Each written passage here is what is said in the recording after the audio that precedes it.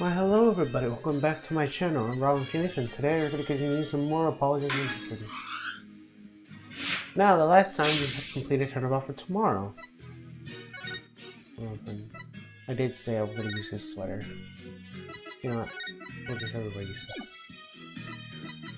Yep. Today we were going to be tackling the special episode, Turnabout Reclaimed. Let's do this.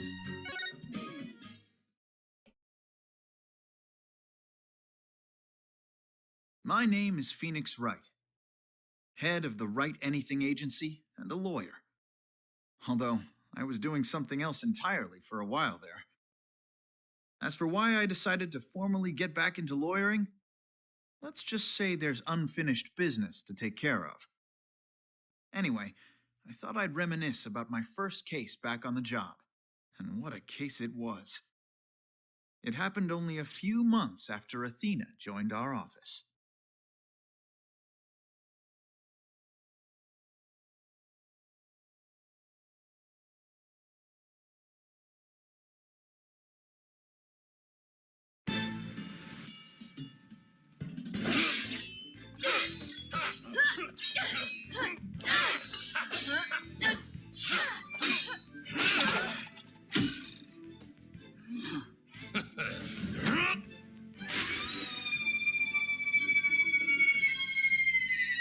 Captain Marla! You made it just in time!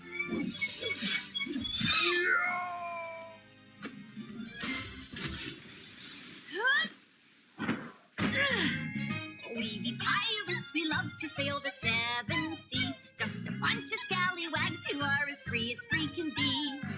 We swim through storms and waves, all because you see grand treasure and adventures waiting just for me.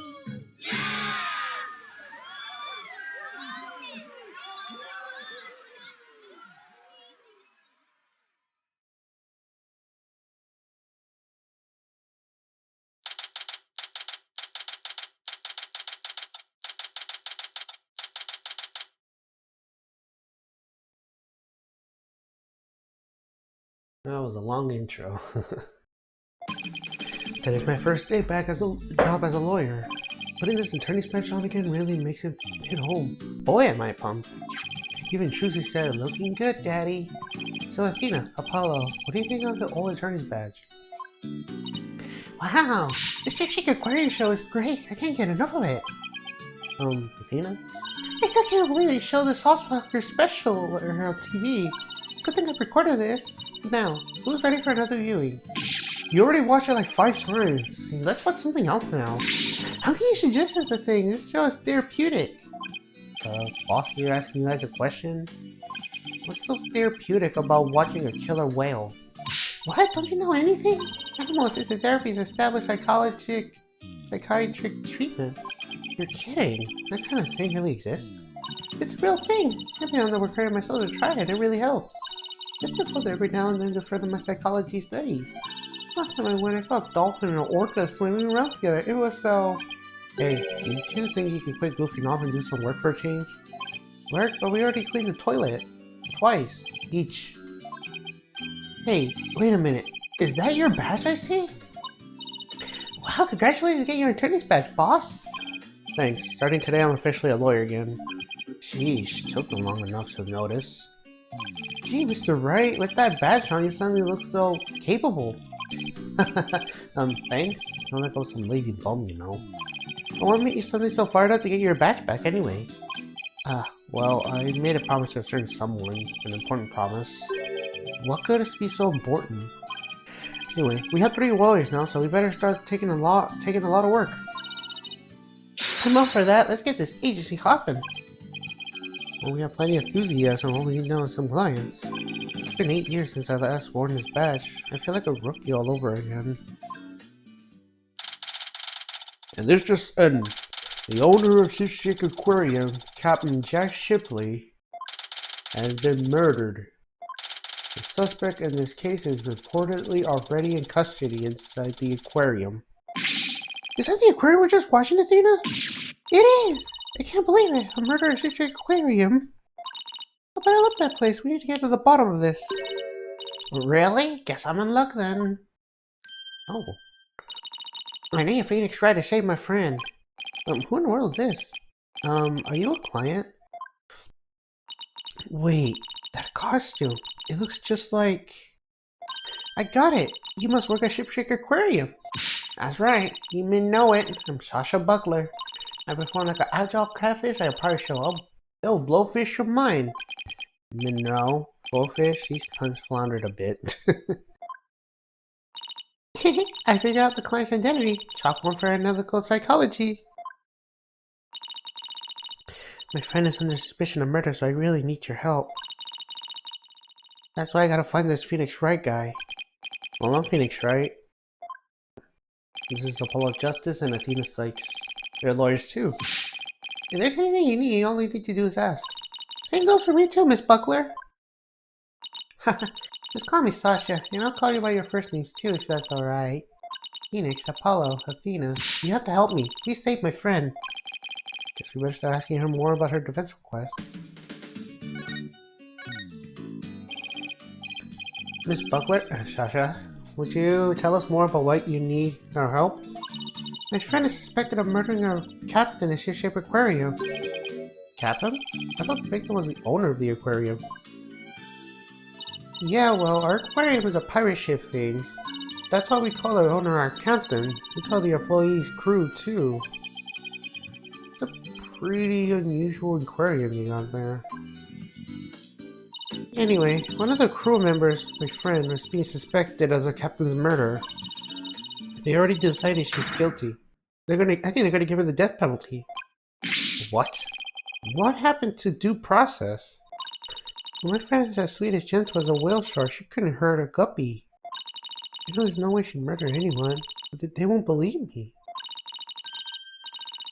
But with a name like Wright, I figure you should be able to help them get something straight. Wait a minute.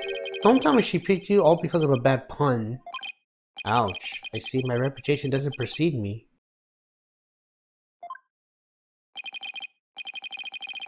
Seriously, my name can't be the real reason she's here. What's the real reason you picked me, Sasha? Well, to be honest, I asked a whole slew of lawyers, but they all refuse. They say stuff like, there's no merit to take your case, or I'm not sure I can help. They're all as cruel as sharks with hearts punnier than white bait. Oh, I can really feel Sasha's frustration. With nobody on her side, she must feel all alone. But helping people like her is the whole reason I became a lawyer in the first place. And then I heard about the lawyer named Phoenix Wright. They say he defends class to the end, no matter how bleak the circumstances. I guess my reputation does precede me. I'm not sure how well deserved it is, though. I thought to myself, if anyone can save my friend, it's you, Phoenix. Quite a tall order for a man who just got his badge back. But I don't want to let Sasha down, or her friend. Let's help her, Mr. Wright. Let's save her friend. That's just what I was thinking of. Sasha, we'll accept your case. You will? Oh, thank you. You're a lifesaver. Literally. Well, no time to stand around and mull it over things. I want you to meet my friend right away. Come to Shipshape Aquarium with me. You got it. And I'll go too. Sorry, but I need you to stay here and keep an eye on the office until Trucy gets back. You never know when a new client might stop by. How come I'm the one who has to stay behind? Thanks a million, Apollo. Well, ladies, let's go to the aquarium, shall we? Yep, let's do that.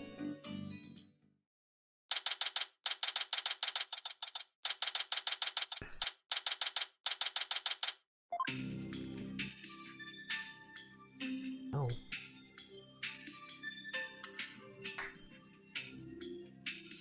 Wow, this is gorgeous. It's like being under the sea.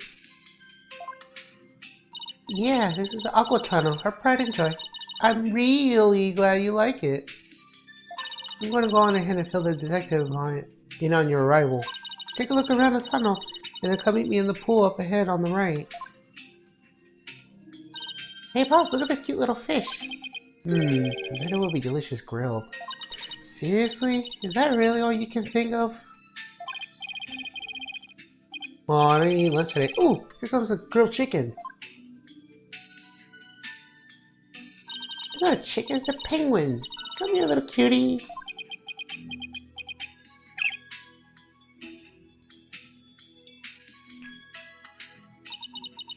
Don't ignore me. Maybe it was hungry too. Oh look, he dropped something. Ah, it's the ad for the Swashbuckler Spectacular Show. The penguin had a whole bunch of these and stuff in his backpack. Was passing out flyers, huh? How cute. A carrier penguin that distributes flyers? We could use one of those in our office. Well, can't keep the client waiting. We better get going. Yeah, you're right. Time to roll up our sleeves.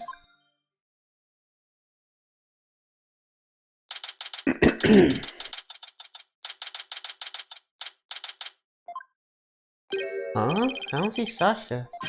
Oh, are you two the lawyers Miss Buckler mentioned? Oh god, it's him. Detective Fulbright! Are you the lead detective on this case? That's right. As long as evil exists in this world, there will be no rest for me. And who is your sea urchin from like your friend there? I don't believe we've met. Is he talking about me? I'm the defendant's lawyer, Phoenix Wright. Well, I'm Detective Fulbright. Yeah, right, you're nuts. People don't usually get to see this area. It's only open now because of the investigation. You two are pretty lucky to get this peek behind the scenes at the aquarium. Lucky. Right. This guy's even louder than Apollo. So where's the suspect being questioned, and where's Miss Buckler? Here I be, me buckles. Eek! Ah! Shiver me timbers, here be one of them dread iron nose dash squirry squaps. I beg your pardon? I'm not anyone's swap, squirmy or otherwise. More shameless than a sea lion you be, trying to make off with me, best bucko. If you want to pick a wife with us, you best bring him on an army of great white sharks.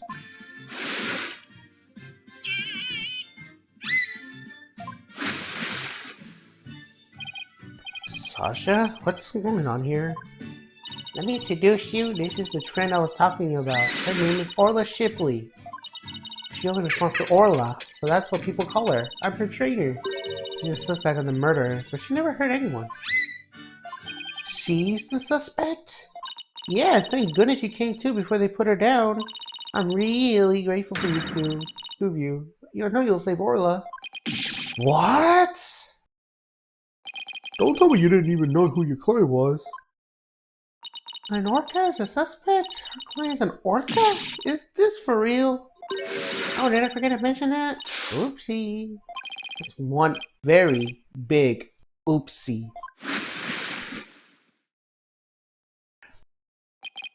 By the way, what was with that mustache earlier? Oh, this be part of me costume for the Swashbuckler Spectacular. Now, I'll be wearing the mustache, I'll be one Captain Orla Swashbucklers. Transformation is dramatic as a pufferfish, wouldn't you say? I don't think I would ever say that. It's a pirate thing of aquarium, so that's why Orla's wearing a pirate hat, right? Yep, she really loves wearing hats. She puts them on all the time. But her fake mustache keeps falling off, so that's the problem. I see. Well, why don't we start with you telling us a little bit more about Orla? So you're really serious about me defending Orla? Of course I am. You're the only one who could do it, Phoenix. I heard you once questioned an animal during the trial, and that got your client off the hook. No way, you did that? I might have tried something like that at one point in my career. Oh, you gotta have to tell me about this later, or else I'll tell about the juicy details. When I heard you didn't discriminate against animals, I knew you'd hear me out. I'll warn you though, I don't know anything about orcas. I mean, they don't eat people, do they? Yikes! I think I made her mad. I won't have you talk her that way in front of Orla. Orcas have feelings too, you know. Yeah, boss, they have emotions just like we do. Sorry, is anger the only feeling I inspire with women?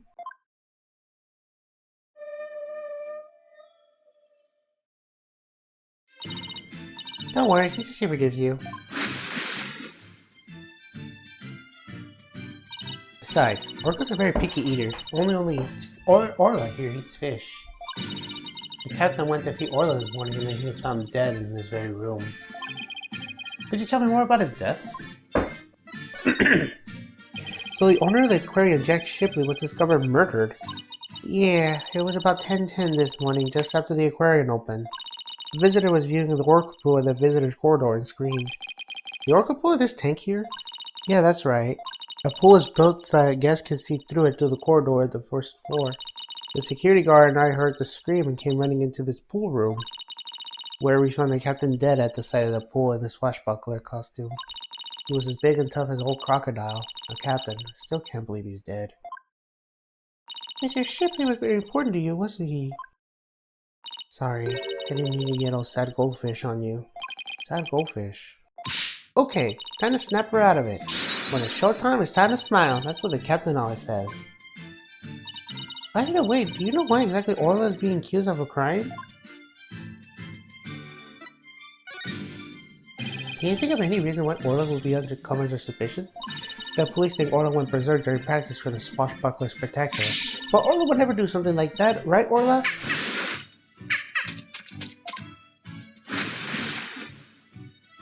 Aw, just look at that face. Isn't he adorable? The charges just have to be false.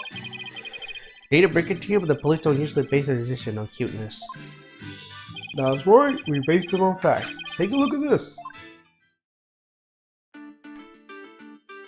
Photo of the victim, huh? He got a woman in his head. Very perspective. The victim and the orca were the only ones here. What's more, we couldn't find a weapon of any kind around.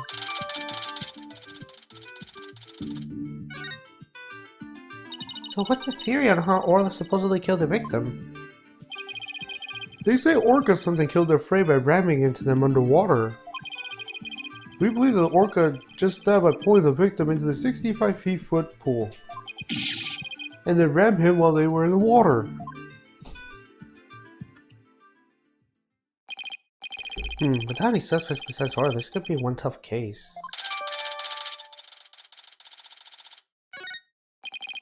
No official autopsy has been ordered, but an orca attack makes sense. Why hasn't been one ordered? Accidental death due to failure to exercise proper oversight over an animal. A medical examiner says it wasn't a homicide, so we don't need an autopsy. So Orla's gonna be put down without a proper investigation? That isn't fair. There's nothing short of police negligence to protect the Fulbright. The incident wasn't a Turnabout homicide, so there's nothing we could do, Miss Sykes. Ordinarily, the owner of the aquarium would be held responsible for an oversight failure. But the owner of the victim himself, so all we could do is hold the orca responsible. Phoenix, is there anything you can do? You're gonna put Orla down. Buster and Orla are depending on me. I want to do everything I can to help them. But how can I help an orca? Wait. Yes, I can do this. I got my badge now, so I know exactly what I'm asked to do. I'll defend Orla in court. Huh? Even an orca deserves a fair trial. If the one responsible for Orla is dead, I'll take responsibility for her. Yo, what? I guess doing crazy things just once in your career wasn't enough, huh? But what the heck, I'll take responsibility for her too. Are you two insane? This is a case of accidental death caused by an animal. It's not a murder case. With no evidence of foul play, this case will never go to court. Well, let's investigate the crime scene. If we prove this was murder, we can be able to take it to trial. Orla would certainly need the help of a few good lawyers. I guess so. Have you ever heard about a tribal killer whale? Just because it's never been done before doesn't mean we can't do it now. But,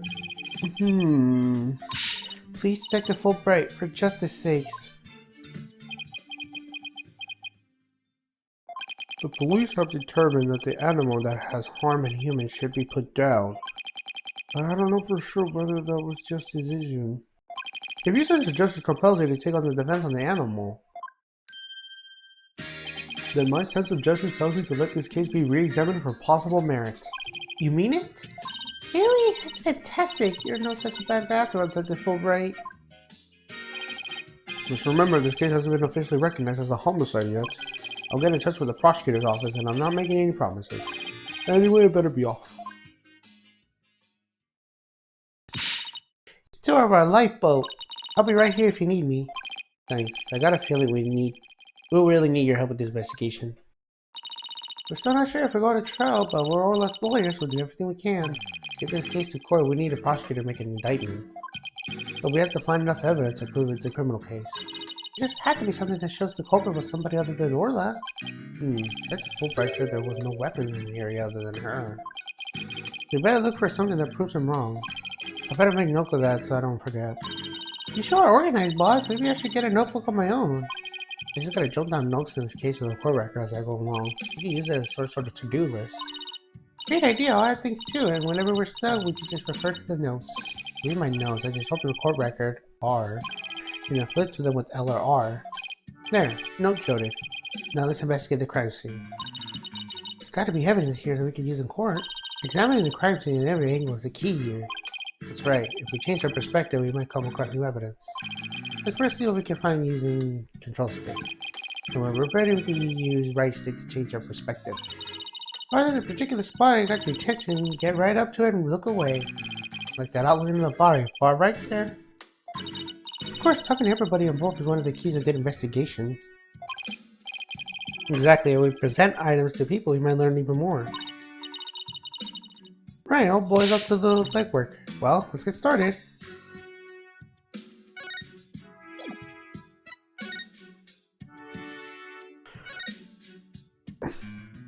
Is that shell makeup above Orla's eye? That's right. It's a starfish. Kinda makes her look like a punk-rockin' pirate, don't you think? Punk-rock pilot killer whale? Ugh, it's official. Society's on the road to ruin. Well, I think Orla's one hot rockfish. Speaking of rockin', how do you get Orla to do what you want during the show? I gave her the signals with this whistle.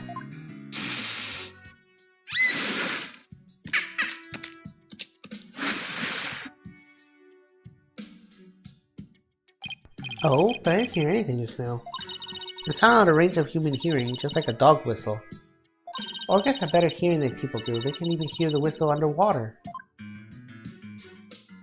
That's so cool. I wish I could get command to Orla. Anyone can do it. All they have to do is learn the signals. Here, Athena, you can have one of our whistles. Consider it a present. Gee, thanks. As for the actual commands, I'm afraid I can't teach them to you. They're top secret.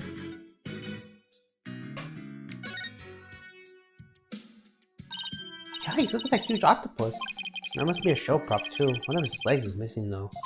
Wouldn't it be exciting to take on a huge enemy like that? I'd like to give it a try myself. As a lawyer, that is. You know you have an insufficient number of limbs to object it, right?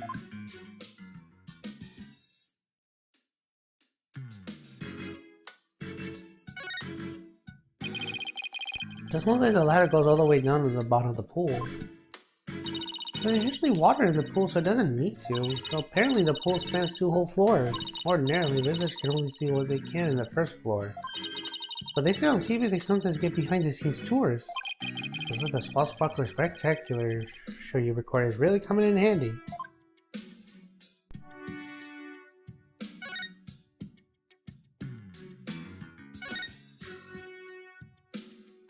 A mess. All this stuff knocked over when the victim struggled with his killer? It's possible, but it would be hard to prove. Let's take a closer look, shall we?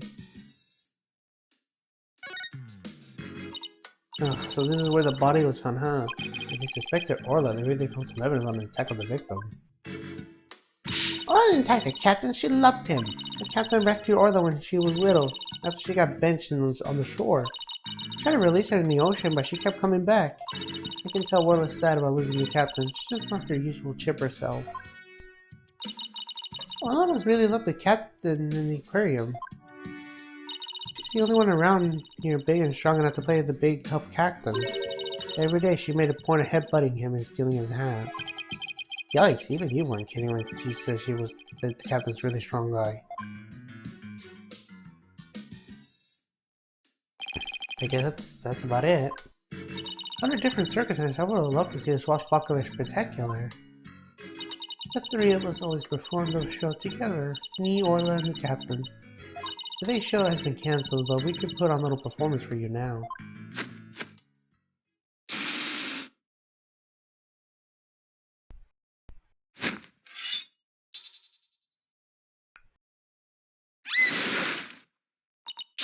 Captain Orla Swashbuckler, me buckos, we love to set sails in the 7 seas. We come to rout the mangy bogger, dread pirate Nostache.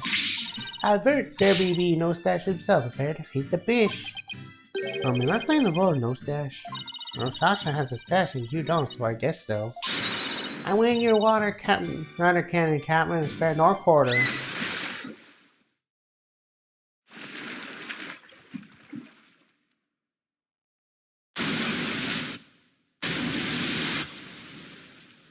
Ah!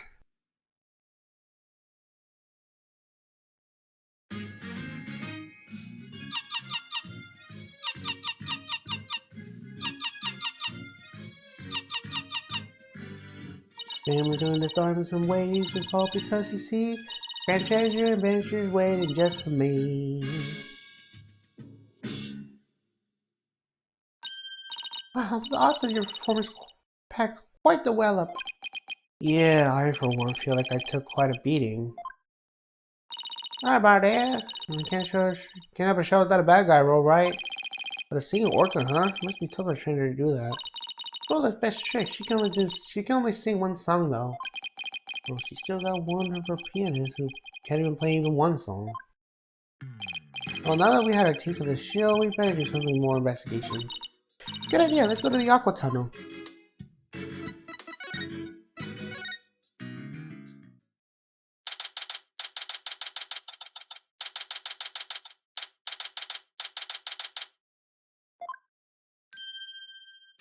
So you all done investigating the pool already? We gotta go look around, but now we're moving on to other areas.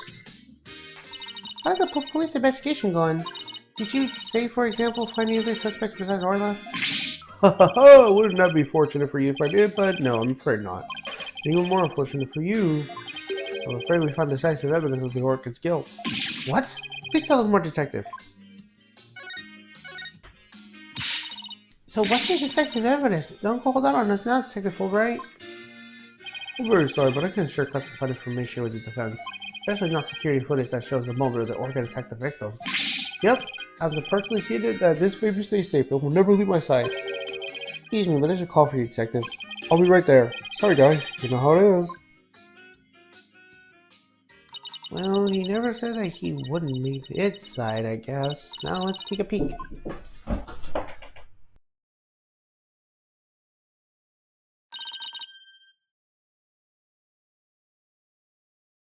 What the? Is this supposed to be the moment Orla attacked the victim?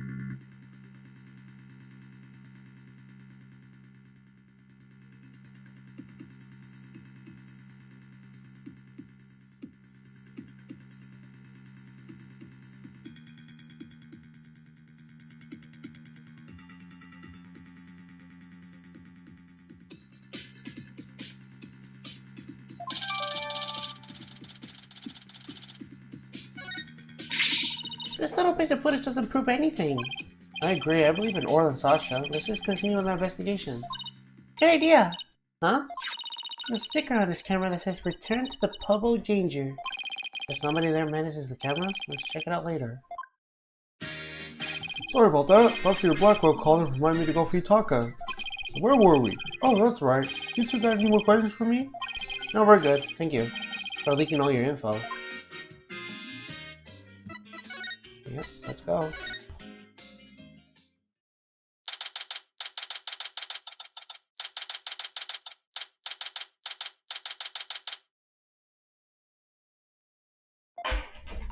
This looks like one of those hand-on exhibits. You got a real air danger, don't you think? Well, the panda does say it's the Pubbo Danger. Let's see. According to the description, this room is a pub where pirates gather, explore, and interact with sea creatures. Actually feel the electricity of electric eels and feed real piranhas. Experience the terror of the seas with these dangerous experiments. All of those sounds like terror, more like torture to me. I think you to keep it down, Blue Boy. I'm conducting an experiment. Oh. Do not disturb me unless you wish to be zapped with an election eel. My apologies, ma'am. Wow, he seems intense. Excuse me, but who are you? Before you ask others, shouldn't you give your name first? Basic manners, young lady. Oh yes, of course, my name is...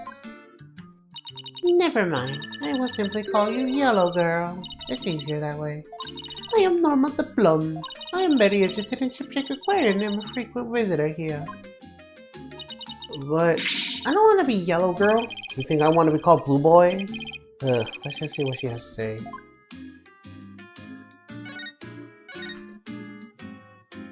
You say you're interested in the aquarium, but you don't look like a staff member. Let's see. We got it. Someone completely unrelated to this aquarium. That's some deductive reasoning there, champ. I'm a visitor, a patron, a customer, a guest, and why might you be? I'm not a what? I'm a lawyer. Hey, that's what I was going to say. And I run the law office. Well, whatever you are, I don't have the slightest interest. Just what do you think she is, boss? A visitor, a patron, a customer, a guest, remember? I thought they closed the aquarium and weren't letting members of the public in. I have I have special permission, you see. What exactly is that, my ass? Well, because of the insect heavens, I said too much. Uh-oh.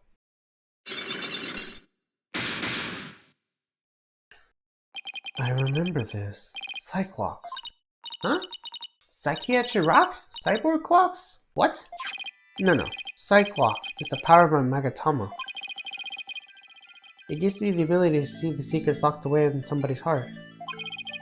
If I can remove it along so I can uncover the secrets. Didn't know you have a magical item like that? It looks like this lady knows something about what happened. I'll just use my Magatama to undo her Cyclops. Huh? I can't see the locks anymore. Huh? The color of the stone looks different than before. It's funny, maybe it's just out of juice? You can't do that? Yeah, a certain girl I know pounds her spiritual power into it for me. Without that power, I can't undo the Cyclops. No way.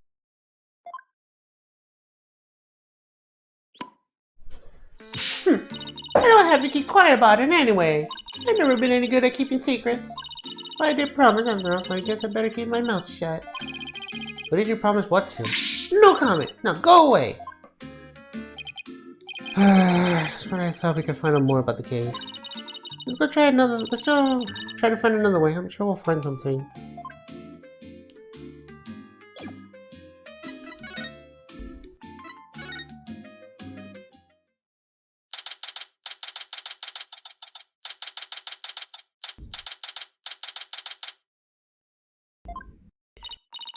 Hey, Detective Fulbright's gone. Looks like the police investigation is over too.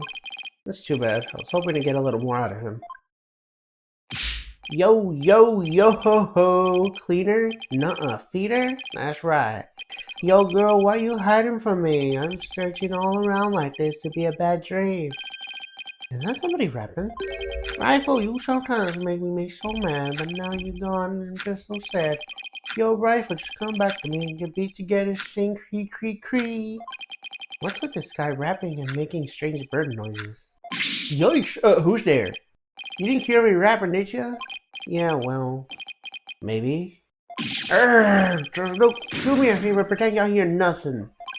I'm by us, and who might you be? I'm Marlon Rhymes. I'm an animal keeper here.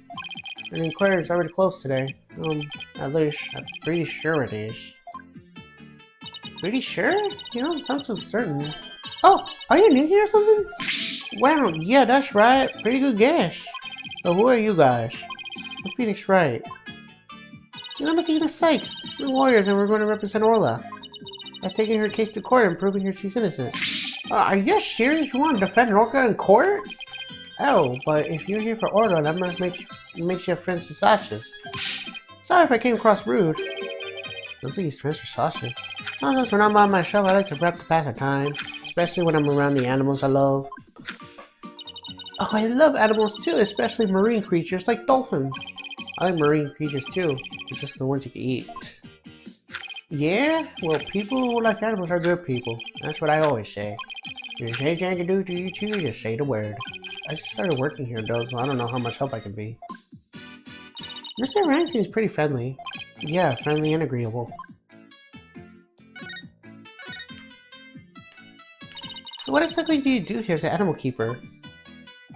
Mainly I clean the place and feed the animals. Wiping this glass takes forever.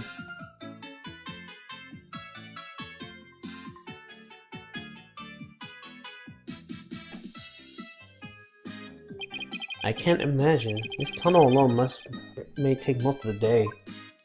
I also prep the food the animals to eat. That's the hardest part of all.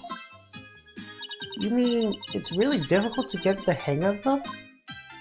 Nah, I mean I'm a vegetarian, so cutting fish and meat and stuff creeps me out. Now that's something I can never expect to hear from a pirate. Do you know anything about the incident that took place this morning? Yeah, one of our guests saw what happened and started screaming. I came running, but by the time I got there, I couldn't see an orca or the captain. Speaking of the captain, what was he like? Like a strong captain who turned a wild bunch of ruffians into some great pirates. He's always treated us fairly and equally, humans and fish alike. A real deal, man. Hey, what are you crying for? I'm not crying. It's just, I can feel you hard crying, that's all. Girl, what you talking about? I'm not crying either. I guess I won't mention his eyes are as puffier than the paler pufferfish. I bet Sasha and I bet Dr. Crab are even more upset about his death. Vet? The curtain has a resident vet? Yeah, yo, hold up. I haven't seen Dr. Crab this morning. Staff was supposed to stay put. The night shift has been on duty since last night, but they won't let us go home. Sasha even had her special permission to go out looking for the lawyer this morning. We haven't seen anyone that looks like a vet. Were you rapping something about looking for a weapon earlier? A rifle or something? No, not a weapon. Rifle's the name of one of our penguins. A penguin? Why would you name a penguin something like that? Ahoy! Yo, yo, yo ho ho! Prep for the battle, prep for the war. Little lady rifle's gonna even the score. Y'all think you can escape with your pride? Nuh-uh, you just gonna be straight up denied. Yo, yo, yo, yo ho! Yo, yo, yo ho ho! Anyway, that's where she's flying, so we named her Rifle.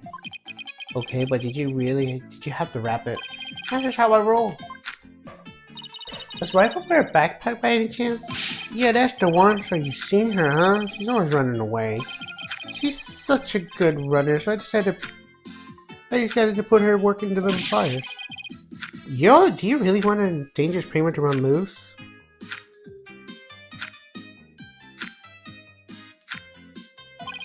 Nah, Rifle's not dangerous. She only attacks people she doesn't like. When we ran into her earlier, she didn't attack us. She straight up ignored us, actually. Hey, I have an idea. If you run into Rifle again, would you mind feeding her for me? She didn't come back to the full feeding time as you like usual, so we've been looking for her. She loves the smell of fish, so he might come over to you if you have some. Oh, I would love to feed the penguin. Are we okay, right, boss? I don't mind, as long as you carry the fish.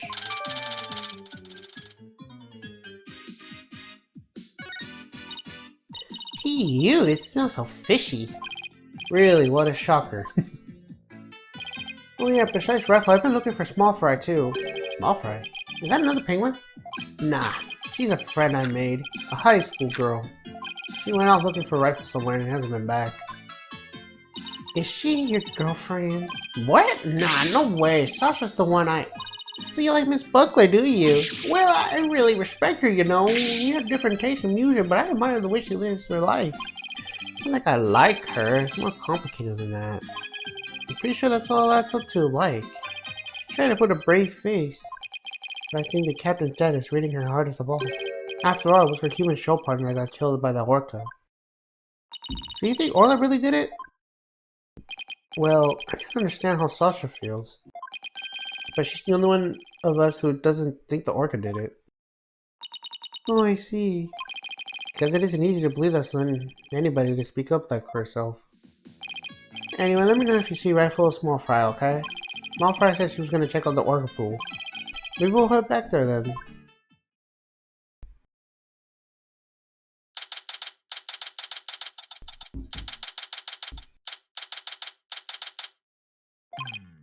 Huh? There's something on the left side of the pool that wasn't here before.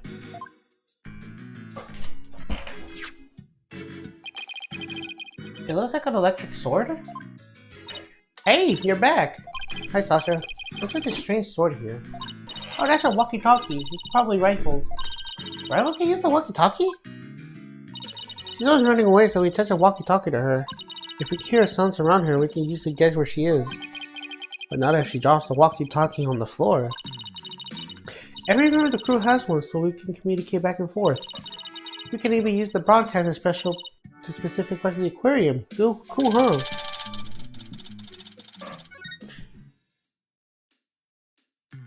Well, if Rifle's walkie-talkie is here, then Rifle must still be here too. Rifle, come on, wherever you are. Eek! Are you okay? You have to be careful around pools or you might slip right in. I'm more afraid about hard jumping right out. Hey, who's that riding on Orla? Is that Rifle? Hey, you're right! Come here, Rifle!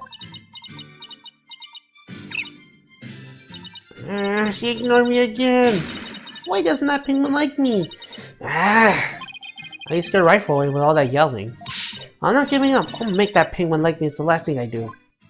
Hey, get back here, you little pipsqueak!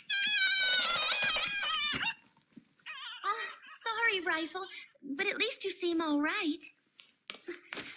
Huh? Oh.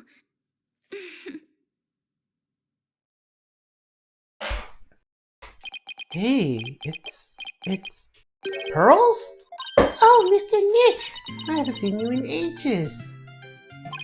Pearls be the small fry Mr. Rance was talking about? Congratulations on your return to lawyering. I've been thinking about stopping by your office on a visit to congratulate you. This is Pearl Faye. I call her Pearls. She may dress a little funny, but that's because she's a spirit medium, a real prodigy with great power at that. I've known her since she was little, and she sometimes comes to the office to visit. She's just a little older than Trucy, so she's like a big sister to her. I guess everyone here knows Mr. Nick then? He's such a nice guy, don't you think? Is she trying to be my big sister too now? Hold on, we're gonna go back to the Wright agency. What's this? Someone you wear around your neck? It's a whistle they used to make the orca do her tricks. If I blow it to you, will you do a trick? What am I, some kind of circus animal to you two? Well, you are one of the talents here at the Wright anything agency after all. The least you can do is learn a trick or two. Yeah, remind you I'm a lawyer, besides a thief that doesn't know any tricks. That's what you think. I got a special trick I've been waiting to bust out. I can chug an entire glass of OJ without taking a breath, all while doing squats. Well, that's really something, Athena. Not sure how many new clients thou met us, though. Hey, Apollo, think you could whip up a little meal with these? Fish? I haven't had any fish in a while, come to think of it. The obvious question, though, is... What are you doing with a bunch of raw fish? To feed a penguin with. Penguin? So why are you giving it to me to cook? I don't know, I just happened to think of it and I was hungry. Hey, why don't we all go out for sushi when you wrap the investigation? Oh, you're gonna treat us? How sweet of you. I'll start with tuna. It's really generous of you, Apollo. Don't forget to invite Trucy too. Why do I even open my mouth? I know, it's part of the achievement, so that's why I did that. Or an accolade in this case. What are you doing here, Pearls? My summer camp is here on a field trip. I never been in a big aquarium before, so I was really looking forward to it. But then an incident happened, and the police just finished questioning me. Oh, I see. Mr. Nick? Who was that lady next to you? I'm Athena Sykes. I'm a new lawyer at the Wright Anything Agency. Oh, how do you do? My name is Pearl Faye. My cousin and my friends call me Pearly. Pearly it is then. Nice to meet you. So, how did the two of you meet? Well, you know how I used to travel to Europe to study their legal systems, Pearls? I met Athena on one of those trips. So tell me more about how you two of you met in Europe. Yeah, I thought I was supposed to be asking the questions here. A long time ago, Mr. Wright helped me out in a difficult jam, and that's when I started thinking about becoming a lawyer like him. So you're like our mentor, huh, Mr. Nick? Yeah, something like that, I guess. Mr. Wright is the whole reason I am who I am today. He was the one who told me my knowledge in psychology could help people in court. Gee, Mr. Nick, it looks like you've become a real adult since the last time I saw you. I've always been an adult the entire time I've known you, Pearls. Well, would you look at that? Rifle loves you. He sure does seem to be attracted to Pearls. So glad she likes me. Penguins are so adorable, aren't they? I never bought myself a little penguin calendar here at the aquarium gift shop. I have it hanging in my bag already. And how cute, a calendar shaped up like a penguin. Calendar's a real hit for our female viewers. I even have one myself. This Red thinks it's too cutesy. I guess it doesn't really fit the whole rough and tumble pirate image very well. But, why does this calendar smell like kind of like fish?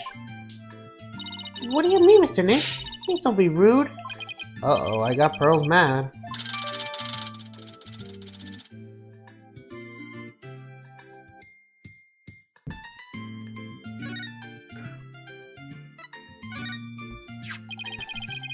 So you're looking for a rifle too? That's right, I was trying to help Mr. Marlin, the animal keeper. Come on, Rifle, come on. He went towards Orla instead. I cannot get Rifle to like me. Maybe we should quit chasing her with that scowl of yours. Mr. Nick, how can you speak to a lady so rudely? Uh-oh, I got Pearls mad. Again. Why don't you try to get Rifle to get some food of yours? Oh, great idea! And I have just the thing to present her to.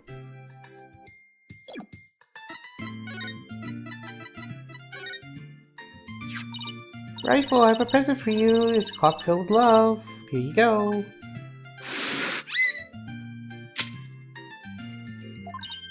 Hey, Orla, my love-filled fish. At least she looked like she adored it, though. I think Orla and I just have a bonding moment. Friendship blossoming with the stages of food. Oh, isn't that moving, Mr. Nick?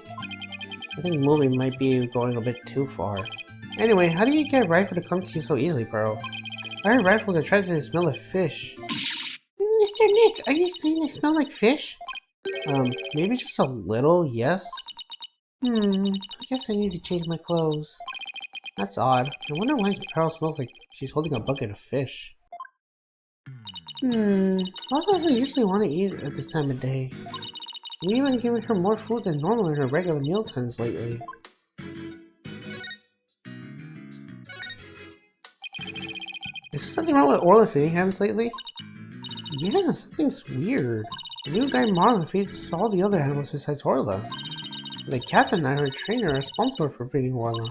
It was the captain's turn to feed Orla this morning. But Orla keeps coming to me signaling she's still hungry. She wants my fish, clock filled with love. How long are you going to keep saying that? She's seriously excited to meet a new friend. I don't think the captain would have forgotten to feed Orla. Why for the big creature they're surely starting to love each other? This is Orla the orca. Rifle and Orla are best friends. They belong together like a clownfish and a sea anemone. Care to phrase that in the way that like non-biology major can understand? Oh, so this orca is a suspect. I read in the book that orcas eat penguins. Don't you worry about that. Orla here is really gentle. She never eats anything but fish.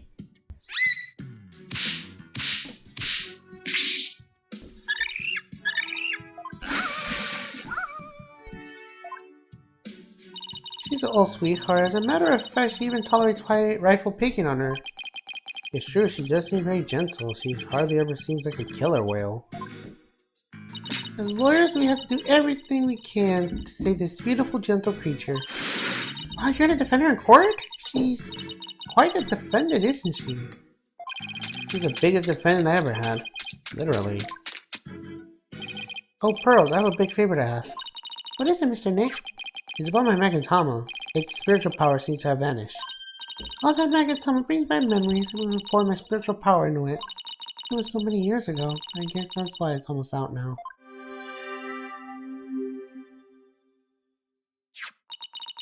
Here you go, Mr. Nick. It should be fine now. Thank you, Pearls. Now I can break Cyclops again. I'm glad I could help. Well, I think I'll go find Mr. Marlin now. I have to bring Rifle to him.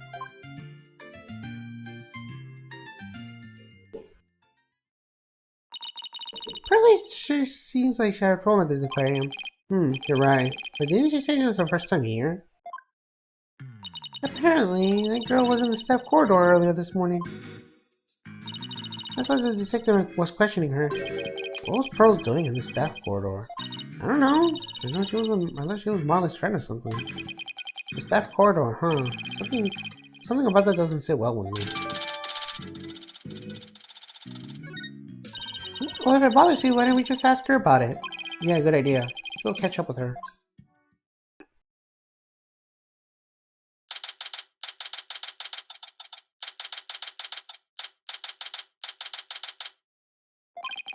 Looks like Mr. Rhymes and Pearls are talking.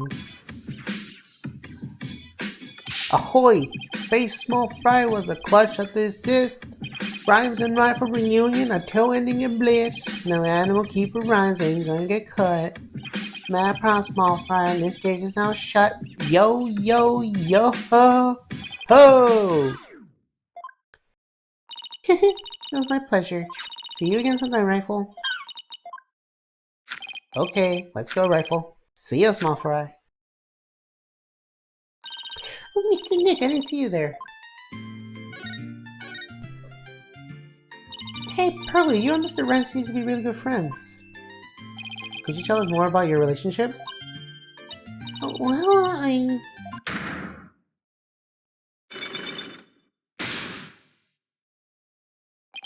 Pearls? Why do I see a Cyclops? Sorry, Mr. Nick. But I really shouldn't talk about it. I don't really feel right about digging into Pearls' affairs. If she was here at the aquarium at the time of the incident, whoever she's hiding could help us in court. Sorry, Pearls, but I have to use my Magatama X on you. Take that!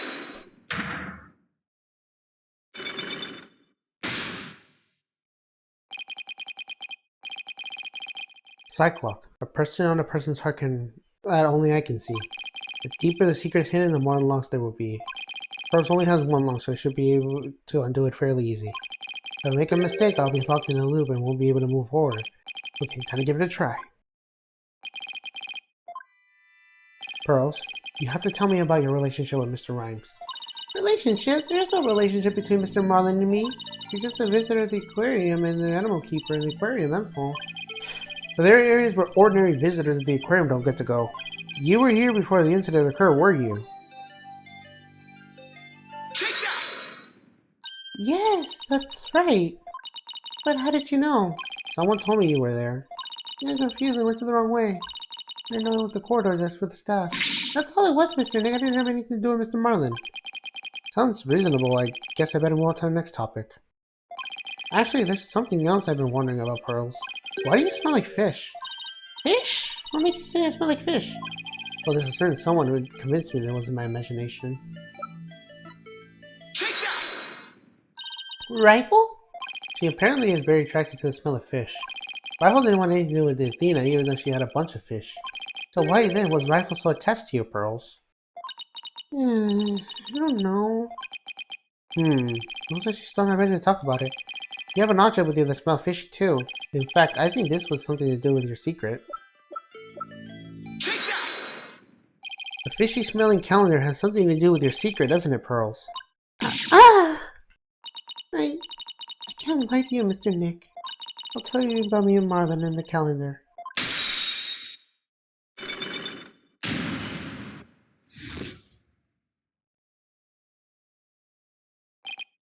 Oh, it was only one long, but it sure took some work. Please tell me about your relationship with Mr. Rhymes. I became distracted by the gift shop almost as soon as we got to the aquarium. Before I knew it, everyone else had moved on and I got lost. I was so embarrassed to be lost at my age. Oh, Pearls, I know big crowded places are hard for you. I started panicking and went down the wrong corridor. I ended up in the food prep room, and that's where I met Mr. Marlin. I really startled him when I called out to him.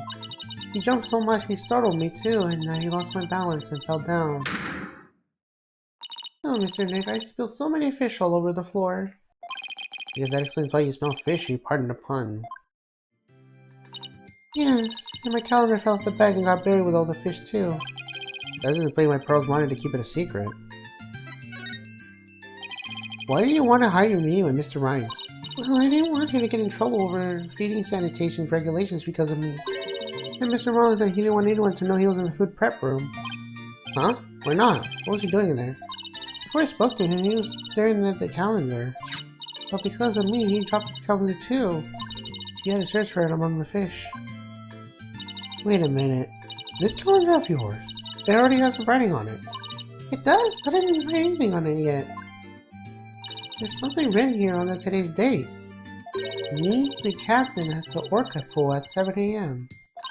Maybe my calendar and Mr. Marlin's got mixed up? Rose, about what time did you write it to Mr. Rhyme? I think it was about 10:15 when he had the info desk announced that I was lost. I must have been first going to the prep room around 10:10. I see. Do you mind if I hang on to this calendar for a while? It might be a clue of the big movements before he was killed. Alright. Be sure to give it back to Mr. Marlin later, okay? Good. Now maybe I'm ready to move Mr. Plum Cyclops too.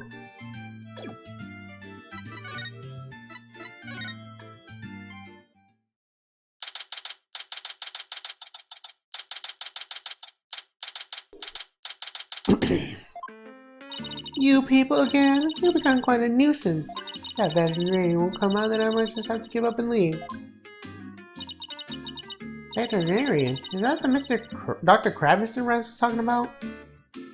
You are correct. He likes to shut himself off at the back room there and won't come out. I don't think he's even in there today, so I'm about ready to go home. He just needs to know a lot about the workings of the aquarium. Maybe a little something about the incident this morning, too. Mr. Wright, there's no time to be standing there thinking to yourself. It's time to put your psychological clock skills to work and uncover the secrets. That's Psych-Lock, Athena. Psych-Lock. Take that!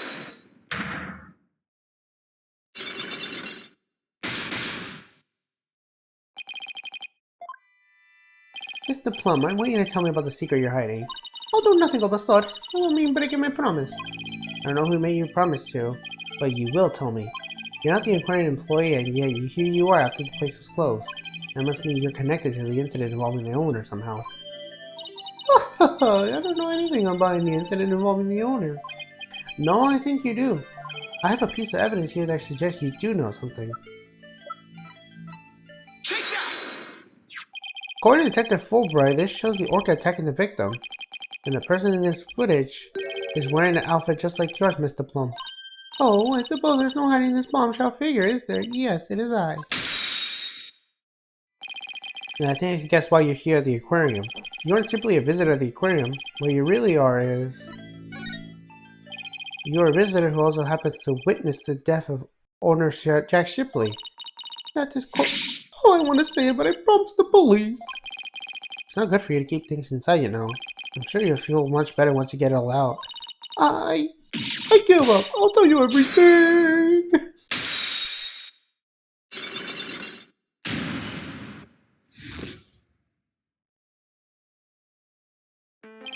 She wanted to tell me this badly. Why couldn't she just done it from the top? I think I'm over it. I held it in for as long as I could. I couldn't expect to withstand this commoner's badgering any longer. Please calm yourself, Mr. Plum. And that's top-class badgering to you. You are correct. I witnessed the killer whale's crime with my own eyes. You got a problem with that, Blue Boy? Boss, Mr. Plum's anger is so powerful. Man, I feel like I'm about to explode. You have to do something quick. Please don't explode on me.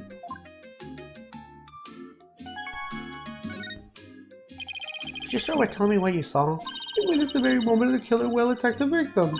I told the police what I saw as well.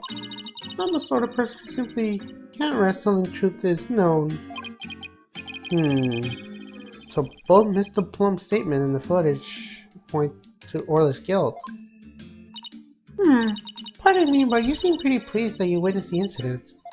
What? Please, shame on you. I'm simply very happy about an innocent man's death. No, of course not. I just don't get the sense that you were afraid of Orla. It's more like you were interested in her. Are you? You know, I wasn't sure, but I was thinking about that maybe. You're perhaps one of my fans? Is that how you knew? I am the non-fiction writer Norma the Plum. Oh, is that Norma the Plum? So big fan, huh? No, I never even heard of her. Well, as they figure me out, there's no sense of trying to hide who I am, I suppose. Dog defense is part of the writer's duty, after all. Oh ho ho! But I'm not a fan, I tell you.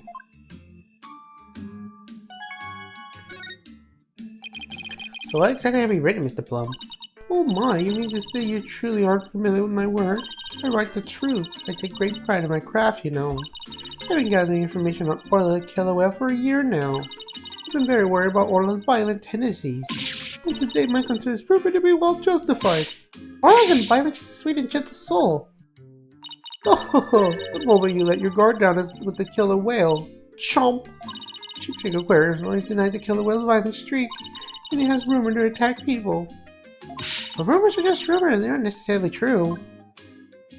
Yes, I realize that, but I only write the truth. That is why I question the owner directly. But he refused to allow my research and even have the audacity to say to me, "You're nothing but a nuisance coming here day after day, don't ever come back again." Sounds like her research is a bit too much to take. But then, how did you get in here if you've been blacklisted? I have my methods. Oh, ho, ho. This lady is shameless. We won't let you speak badly of Orla. We're going to defend her. I'm only stating what I saw with my very own eyes. Came to the aquarium today to observe the killer whale. On my way to that thing's tank, I heard its cries. You can hear Orla from the visitor's corridor? There are speakers there in the corridor up to the ceiling. Apparently, the speakers there the visitors can hear the killer whale sounds. In any case, I approached the killer whale's tank and I heard its cries. But when I arrived, I saw something terrifying. What did you see? The killer whale stealing the swashbuckler's spectacular hat its owner was wearing. And then the moment it bit him and shook him mercilessly to death within its jaws. What? Orla bit the owner to death? In justice we trust, so I take it Mr. Plum just finished telling you what she saw? It's the Fulbright. I guess you already heard it, Tom. Yeah, we took her statement earlier. As you heard, I'm afraid the accidental death is really the only thing it could be. Yes, and a dangerous creature like that cannot be allowed to harm anyone ever again. But she's not dangerous. Sorry, but the prosecutor's office said the case didn't have enough merit to go on trial. There's one prosecutor that will express interest in this case. Really? And could we have the prosecutor take a look at the investigation reports? Unfortunately, I doubt he even take action without evidence of a homicide. Look, I understand how you feel, Mr. Lawyer, but maybe you could give up on this one? Not a chance. We'll just re-examine the crime scene and strengthen our case. Well, if that's your version of justice, I won't stop you. You won't rest till we find proof it was an accidental death, Detective. You'll see. Let's go, Mr. Riley. Time to check out the crime scene one more time.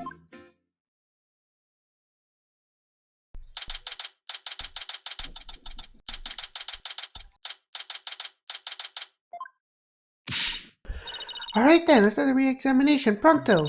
I'm gonna go check out the mess in the back one more time. Athena, wait! No running! Ah! Are you okay? It looked like she tripped, but...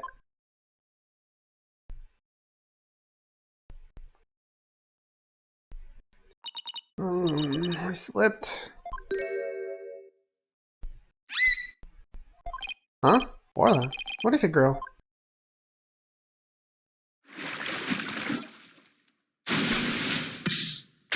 Ah! Athena, you alright?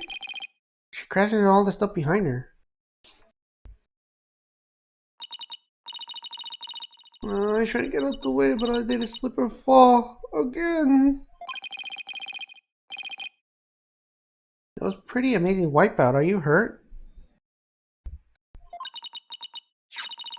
I'm okay, but why did Orla spike that ball at me? After all the fish I gave her, I thought she liked me. Maybe she thought you were the main entree?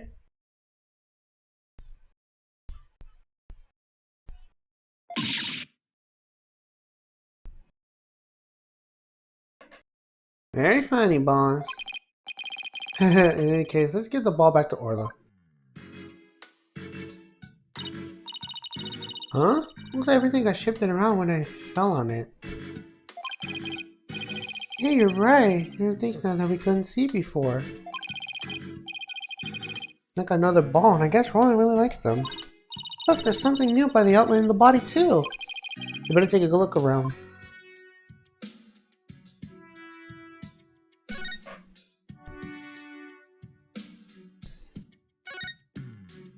What's this? A coin?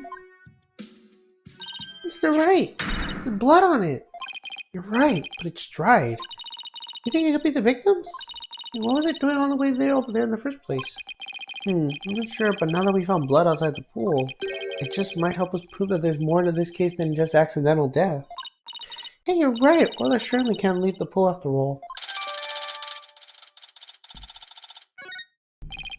Speaking of coins, take a look at this. There are a few coins around the body here too.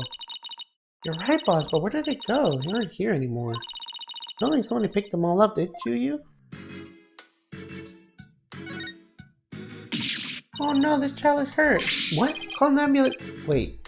Hey, it's just a dummy. It is? Oh, I mean, of course it is. I was just testing your response to emergency. Well, I guess we just found out that you don't bluff well under pressure. I guess I'll just keep practicing then. I wonder what that dummy is for anyways. Oh, that, we use it to train Orla. It's smaller than a human, but it does take a job. Some of our tricks can be pretty dangerous, so Orla practiced them on the dummy first. Forget the tricks, those bite marks look pretty dangerous.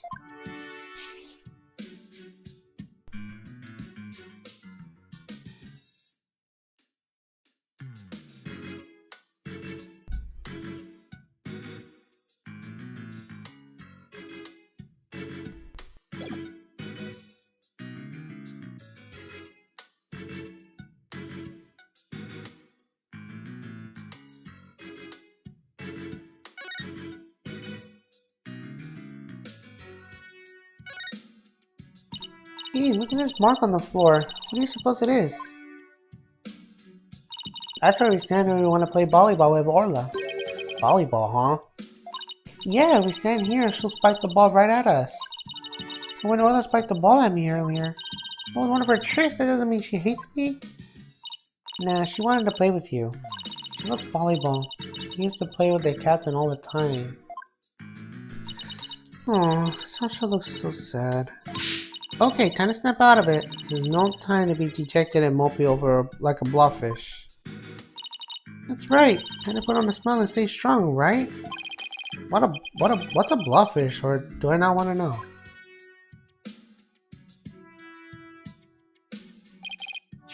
Hey Sasha, do you happen to know anything about this coin? Oh, I guess I missed one. I just finished cleaning up the rest of them. You picked up all the coins already? That's right. After the police finished their investigation, they gave me the go-ahead. I haven't found them all yet, though, but I'm still missing a few. Well, if they aren't besides the pool, maybe they're in the pool. Let's go on that ladder and take over there and take a peek at the bottom of the pool.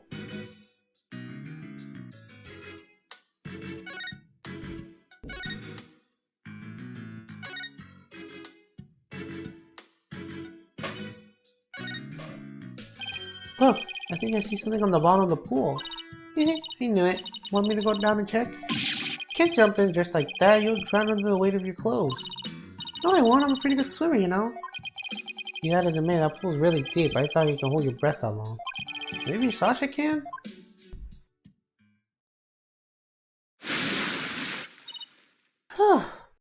Phoenix, look at all these coins I found at the bottom. Thanks, Sasha. So there really were more than down there, huh?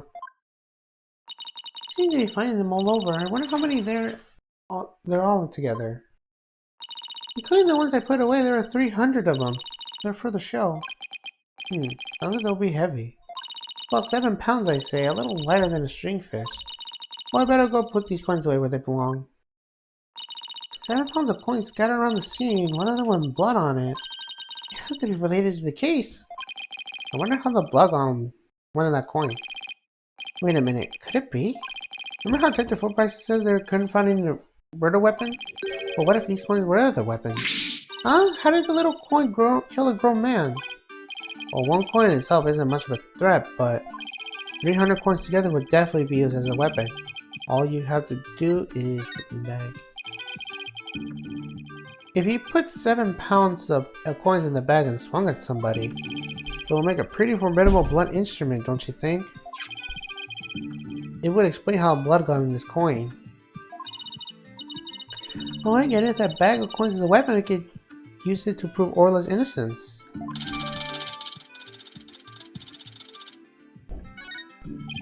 I don't see anything resembling a coin bag around here. Maybe the killer took it with them? Yeah, it would certainly make it look like Orla did it if they did. You know what I think, Mr. Wright? A bloody coin alone should be enough to prove that it's been a murder. I agree. It shows the possibility of a human killer rather than Orla. Yes, this is what we needed. Let's go show the coin and take the Fulbright and Mr. Plum right away. Good idea. Let's hope to show the public danger.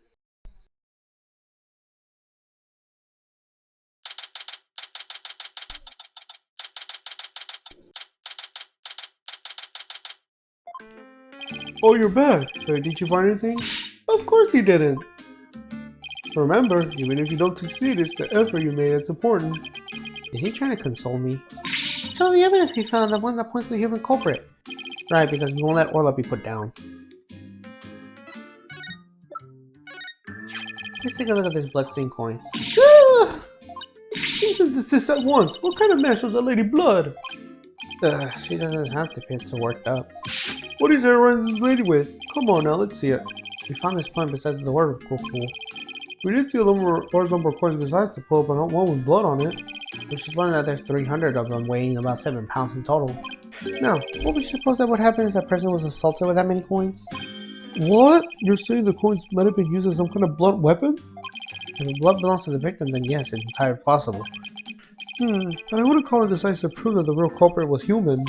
You wouldn't? Why not? Because there had to be something to put the coins in to make them a weapon. Without the something, it's just not going to be enough past murder. Well, I would say your theory does seem to warrant further investigation. We'll call the prosecutor's office and ask to re-investigate from the possible criminal angle. You will? Thank you very much. I really hope Detective Fulbright can convince them.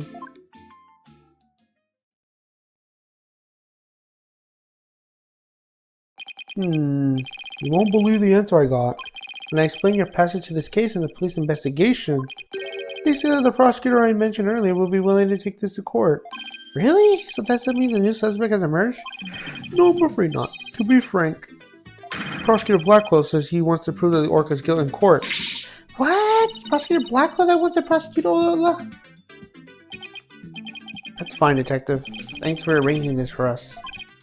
Well, I must say, you're taking this rather calmly. Defending Orla in court was my idea from the start. And I'll do whatever it takes to save her. In that case, I'll do whatever I can to help it to see justice is served. Mr. Plum, will you be the witness for the prosecution? A trial for the killer whale? I never heard such recklessness before in my life. But I will reveal the truth about this killer whale and then write all about it. Sounds like a plan. Now, if you'll just come along with me. We'll have to prepare for tomorrow, and I still have to arrange for an autopsy. Oh, I look forward to tomorrow. Until then, blue lawyer and yellow fan.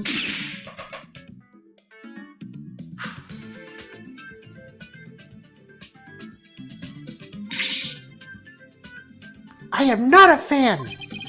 Well, at least we managed to get a case to go to trial. And how in the world do we defend Orla in court anyways? To be honest, I'm not really sure myself. Plus, Mr. Plum says Orla bit the victim. The trial sure isn't going to be easy. But I love a challenge. You ought to be just fine. Guess I should go over to Swashbuckler Protector you were watching this morning. Yeah, we can have a formal viewing back at the office. Nothing decisive about Orla and the security tape, but that doesn't mean much. I just have to find a more concrete way to save Orla for tomorrow's trial. And or else.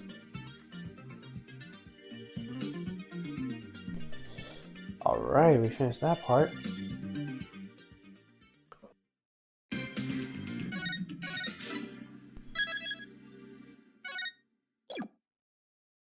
Alright, let's move on.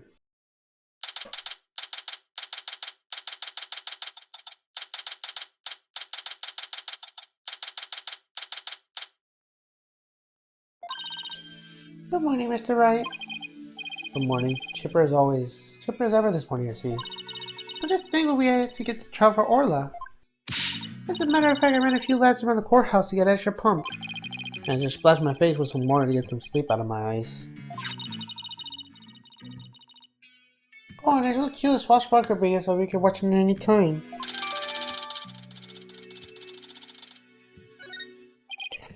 Thanks, it might just help our case.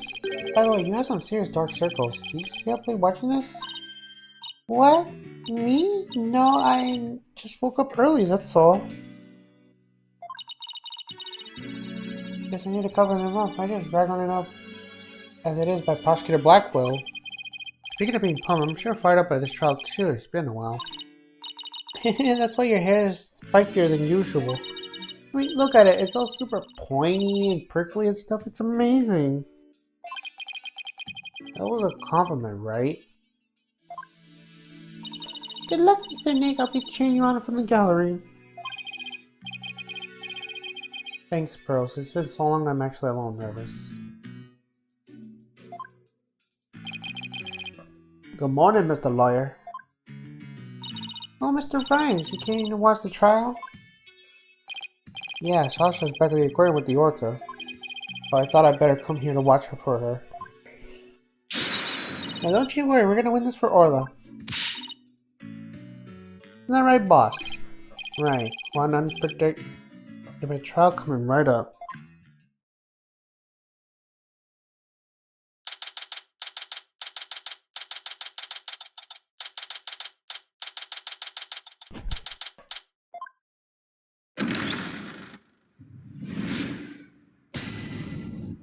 Let's do it.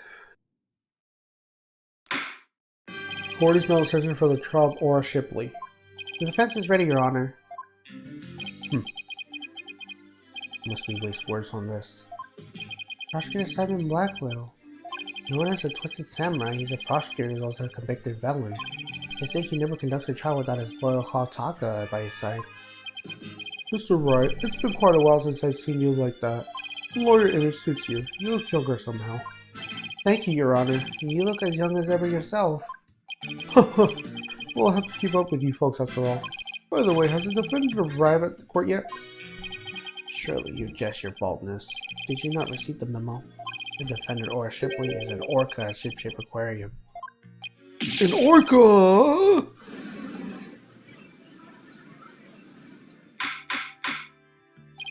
Arrangement for this trial was made only yesterday, so I didn't have time to review. But an orca as a defendant? It's patently absurd. Directly comments to the defense. He's the absurd fellow who insisted on defending an orca in court in the first place. Absurd or not, I will carry out my duty to defend my client. Your duty is defending your crying ants? Don't you mean crying orca, Mr. Wright? If we are to proceed, we can treat the orca as we would any other defendant.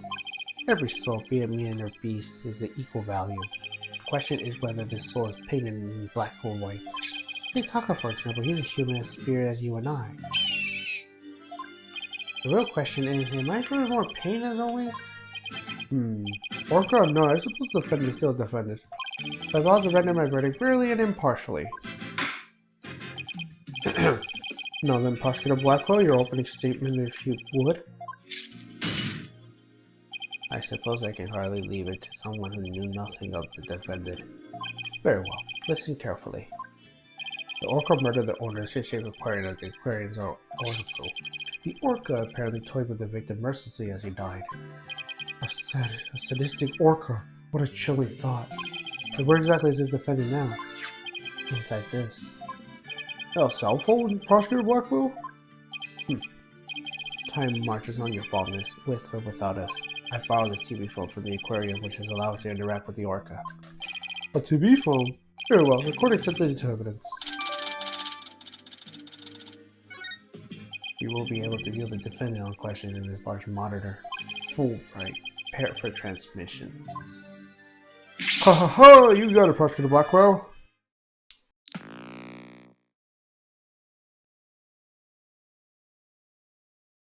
We will proceed with the defendant on telecast. So that's the orca that stands accused, isn't it? Oh, she's waving her flipper at us. Maybe she's cheering us on. Carla, which Venus and Adina look? Oh, it's quite cute, isn't it? And this adorable creature suspected for killing a man. Well, that's really point of the charm, huh? She is far from cute. She is a violent, reckless animal. That's right. The name Bobby Fulbright, and I'll take over the explaining from here. Now, if you'll direct your attention to the diagram of the crime scene.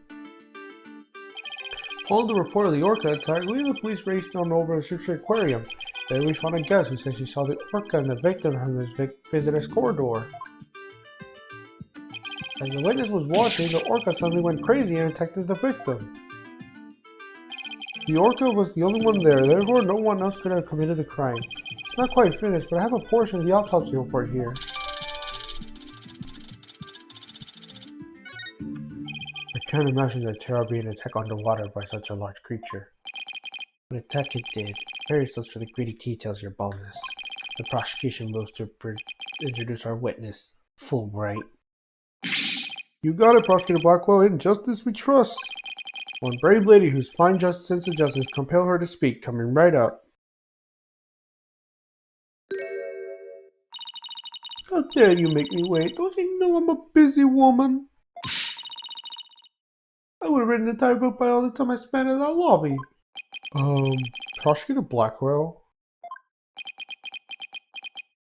Well, I am Norman the Plum and I'm a non-fiction writer. am I the only one who isn't telepathic here? Looks like she can read people's words as well as I can read people's hearts. Not everything needs to be a competition, Athena. What? Norma the Plum? The great non-fiction writer, Miss Norma the Plum herself? I read all your books and enjoy them immensely.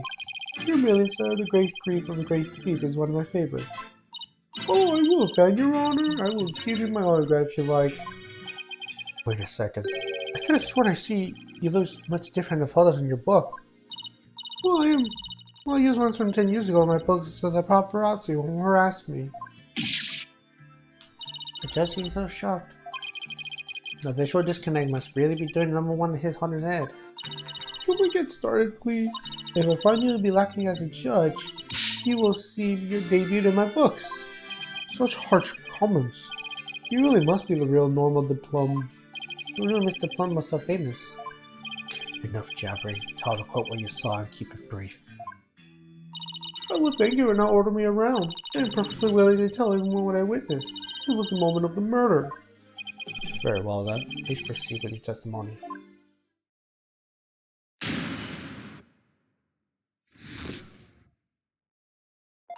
I went to the aquarium to see the killer whale. As I was watching the killer whale from the visitor's corridor, it suddenly went crazy. I saw the killer whale bite the victim of his to death with his huge mouth and deadly teeth. I attempted to remain calm and reported the incident to the police immediately. An adorable defender really did all that? Must be much more vicious than it looks. Now, deliver your judgment, I may carry out the sentence. Objection! The defense would like to do some defending first, if that's alright. Must you drag this out with your tomfoolery? Hold it! The defense always has the right to cross-examine the witness, you know? A fellow inmate told me just this morning, if you want something signed, all you need is a document and a witness. Let me guess, they were convicted for contract fraud, right? All we need in this case is the evidence and a witness to convict. It's as simple as that. Looks like I guessed right. Sorry, but as Miss Sykes said, the defense has every right to a cross-exam. Isn't that right, Your Honor? Yes, of course. You may proceed with the cross-examination, Mr. Wright. I shall relish the sight of you thrashing around in vain.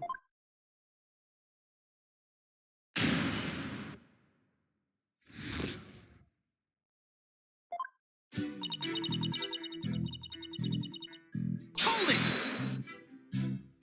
Why do you want to see the orca? Well, it is the feature attraction of the aquarium after all. Why waste energy on such type?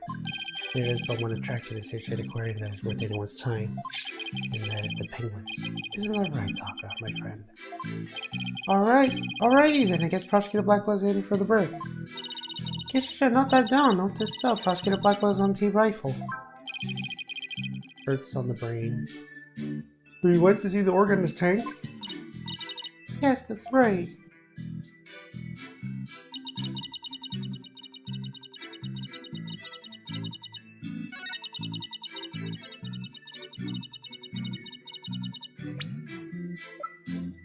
Objection!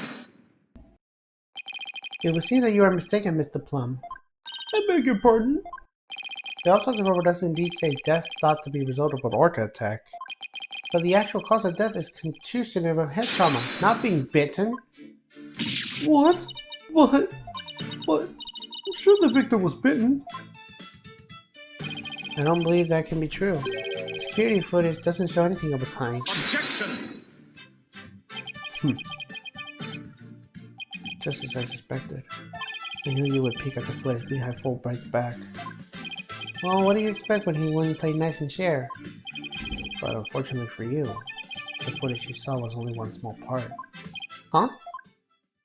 Yesterday, after I decided to take this case to trial, I re-reviewed all the evidence. Baka, the evidence I gave you for safekeeping?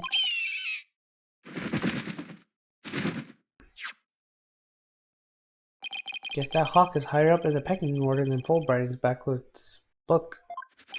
Very well. Let's review the footage. What's this? The orca is biting the victim. No way!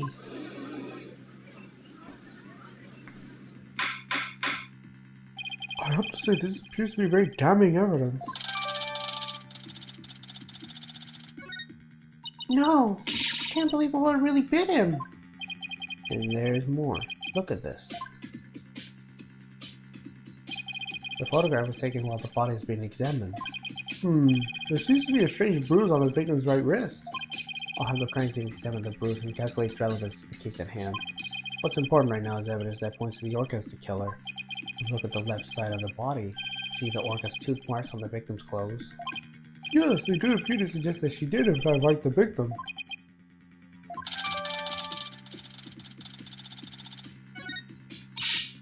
I told you so! And then the killer will swim up towards the surface with the victim in his mouth. Objection!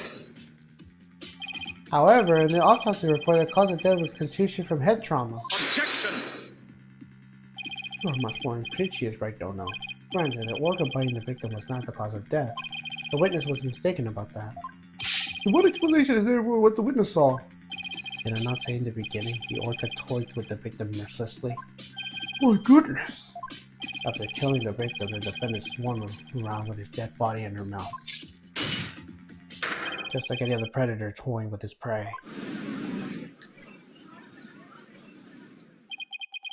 Mr. Wright!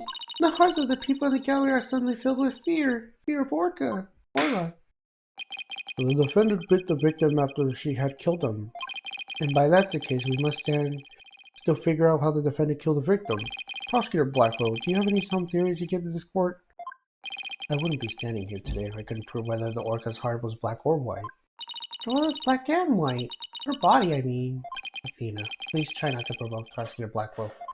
This witness also observed the actual moment of the murder. Think back, word mistress. Think back to what you said before the orca bit the victim. Oh, I see what you're driving at. So that's the true moment of the murder, was it? Now explain it in the way that even these simpletons can understand. There you go again, order me around. Stop that this instant. Oh, whatever. I don't mind telling my story. I saw the killer went before it toyed with the body as well. I saw it the moment it killed the victim by headbutting him. Orla killed a victim by headbutting him? That's right. It ran the victim over and over again. Recall the autopsy report say that there are bruises all over his body. Recall as well how persistent the defendant can be when she's attacking her prey. And what we saw is the killer who will headbutting the victim footage. And the footage, don't forget. The footage backs up Mr. Plum's testimony. There's something very important that doesn't show. Now you see what this menace the killer will is? Objection! I'm sorry, but I can't allow your testimony to stand unchallenged. Looking at this footage, the orca certainly seems to be headbutting something. But you know that something is not the victim. Oh, what? I want to look away, but I can't. Even if it was the victim, you could have seen from where you are, could you? What? Oh, well, I suppose not.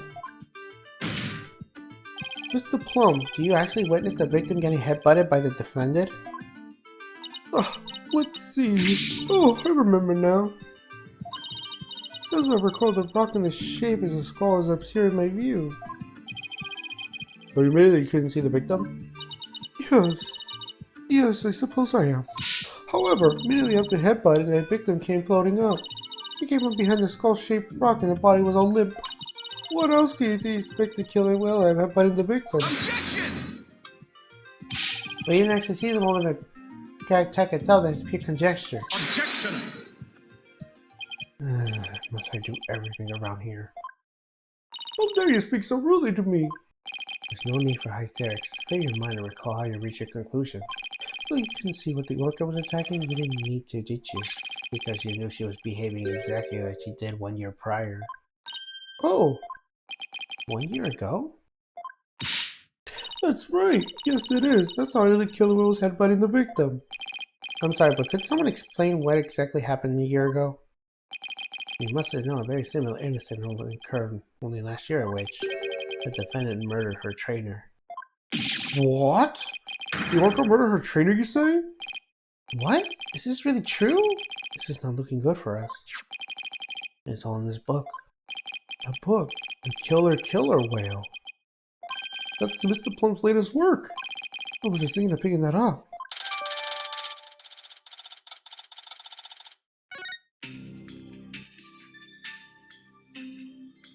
Last year, a defendant killed her trainer in the middle of a show.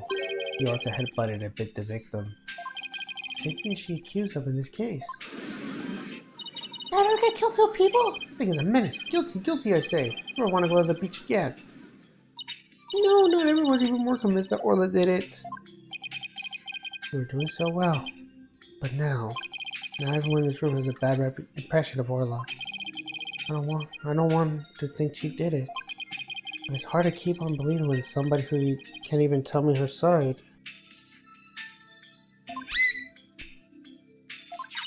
Phoenix, Athena, you gotta believe in Orla. There's no way she killed anybody. You gotta save her. Please, I'm begging you. Sasha, what am I gonna do doubting the claim like this? This is the time to be strong. I believe in Orla and it's time to fight our clients. I'll take anybody on this courtroom if I have to. Don't you worry, Sasha. We won't give up on Orla. We'll defend her to the very end. Thank you, both of you.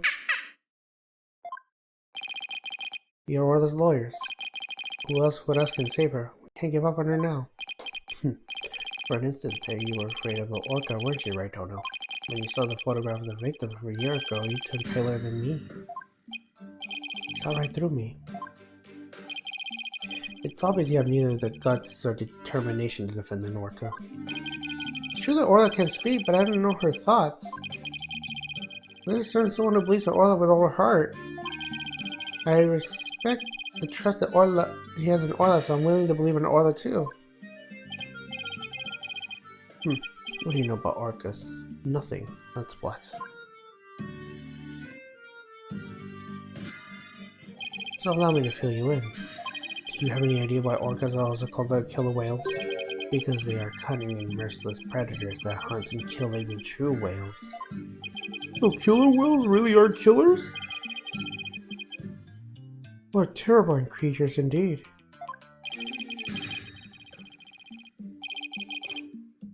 I can't bear to hear any more of your rubbish as trusting the killer, can you, your boldness? No matter what you say, I will continue to believe. I don't give up that easily, you know.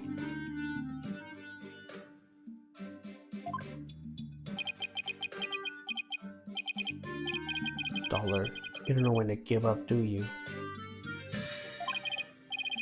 Very well. I shall give you a chance to prove how determined you are. Witness, spare no quarter and lay the full truth on them. Oh ho ho, but of course, that's what I do after all. Prosecutor Blackwell, Prosecutor Blackwell, what do you have to witness testify about? She'll have her testify what she saw or what she heard. What she heard? Well, Mr. Plum, please tell the court what you saw, what you heard.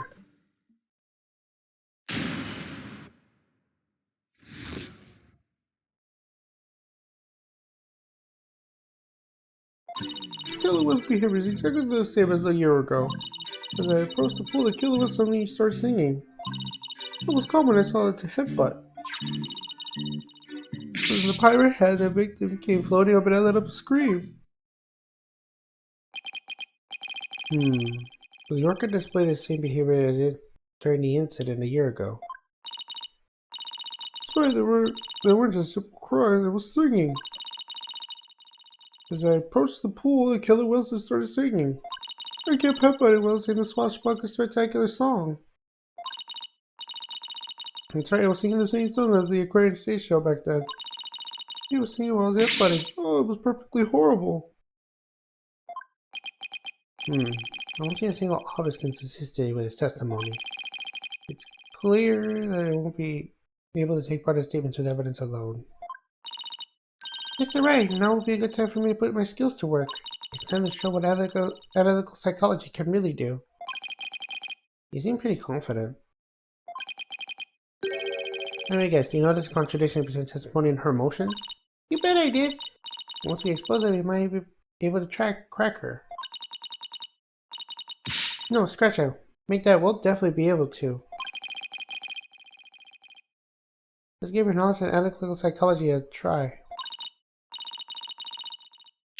You got it, boss. A complete analysis of Mr. Plum's heart coming right up.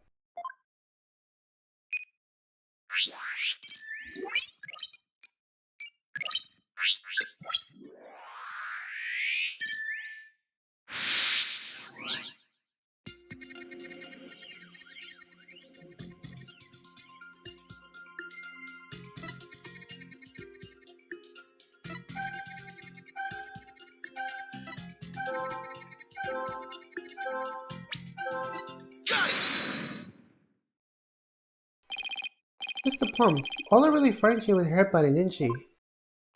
Don't be absurd. I certainly was not frightened by the likes of any killer whale. It must be something else that scared her then, boss. However, I don't remember being very afraid for some reason while I was doing that. Sounds like maybe you saw something you haven't discussed yet. I think you're trying to remember what it was. What did you see? It's practically turning into a counseling session. I saw something. Oh, I remember now. Okay, good. Now you can please tell the court what you saw. I saw bright red blood. The killer whale ramming caused the victim to bleed. That was a great cloud of blood. What? Yes, that's it. That's why I was so sure. That's when I knew the killer whale had killed the person for the second time. Well, that was a very compelling statement indeed. Look at this again. There should be something that could be a cloud of blood. So terror was the reaction to blood, wasn't it? That would certainly explain what happened yesterday. Let's take a look at this bloodstained coin. She should desist at once. What kind of man shows a lady blood? Ugh, she doesn't have to get so worked up. I was badly injured during the interview once. Ever since then, I was served by the blood. Very said of dreadfully upsets the liberties and stabilities. This is a bad turn. If Mr. Plum saw blood, and does that mean Orla really detect the victim? It would appear that orcas are even more vicious than I am. So, how does it feel to be thoroughly rammed by your own cross-examination, right, Dono? What do we do now, boss? This one is not all what I expected to hear. Wait a minute. There's still some discord left on Mr. Plum's heart. What? You mean there's more? Yes, and there's no telling what it is. It could be something even more damaging. Ugh, is there even anything left in our case to damage? Well, whatever it is, I have to face it head on. Athena, you believe in Orla, right? If so, there's no reason for us to shy away from the truth. Yeah, you're right. I know we can handle the truth, whatever it is, so let's dilute a little deeper. Got it, boss.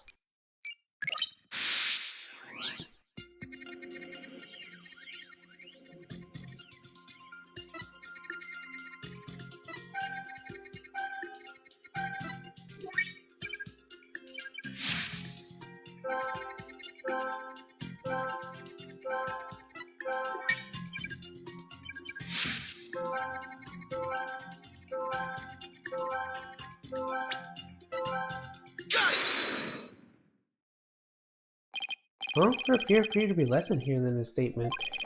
Mr. Plum, weren't you afraid when you saw the victim with blood coming out of him? My, that's a very good question. I wish I could have to witnessing a murder, yes, but then the blood seemed to disappear. Disappeared? And why do you suppose that was? Simple, it was because of the pirate hat. After the killer would put the hat on, the cloud of blood disappeared. Objection! And how exactly does that work?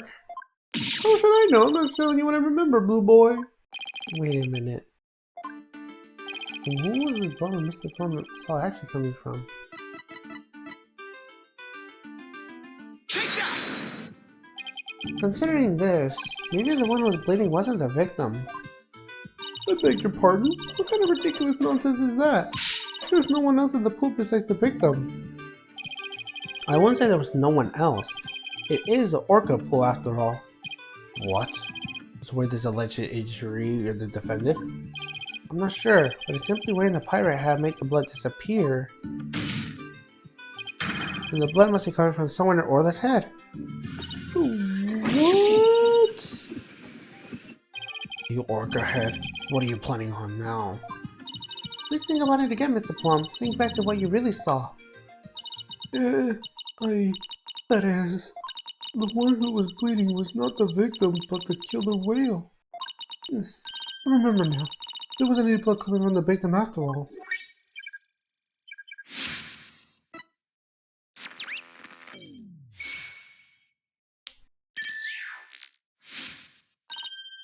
We did it! Anecdotal psychology got us what we needed from her. That was a huge help, Athena. This was pretty dicey for a while, though. Well, this is a surprise. The blood of the witness saw was the defendant, not the victim's. That is correct. And since there was no blood coming from the victim, there's only one thing we can conclude. That was Mr. Plum witness was not the moment the murder as she claims. Objection! I thought you were unharmed, but it turns out you were concealing the sword all along. Nevertheless, it was far too dull to cut from bone. Meaning, granted that what the witness saw was not the victim's blood, but it proves nothing. After all, being brown doesn't always result in the womb that bleeds, doesn't it? Death from internal hemorrhaging is also a possibility. He has a point there. If you wish to challenge me to a duel, you need a sharper blade than that, right, Dono? I demand evidence that proves that the witness did not see the moment of the murder. There must be something. Think, Phoenix. If I correct that the victim's death occurred... The victim was already dead when Orla started her headbutting. And that would mean he died sometime before Mr. Plum was watching her. The events Mr. Plum witnessed took place around 10:10 a.m. There must be something that could tell us what happened before 10:10 a.m. Take that! We've only seen the footage from 10:09 to 10:10, which means there's still footage from further back we need to check. Your Honor, I request that all the security footage be played in the court. all of the footage? Mr. Plum witnessed in the cloud of blood at around 10:10 a.m. Well, I believe the victim was already dead by the time. The assertion is that the murder took place before Mr. Plum arrived? Exactly. The security camera footage starts at 10 o'clock when the aquarium opened. And I believe the vital evidence was 10 minutes before. You are quite the gambling man, right, Dono? Are you honestly willing to risk everything on the mere 10 minutes? I've bet on slimmer chances before, but when I bet it that way... My boss is no coward, Prosecutor Blackwell, so I suggest you get ready to eat humble pie. Uh-oh, I can't back down now. Well, the defense is that confident in its importance. Prosecutor Blackwell, the security footage. Fulbright. Roger! I'll have the rest of the security footage right here. Very well. Please play it at the court. Please be something for me. This is where it looked like at 10:10 a.m. when the witness can be seen here. Alright, just back the footage up at the beginning now.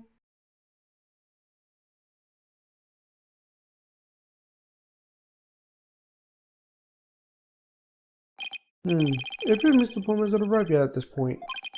Let's see if there's something before this point of time.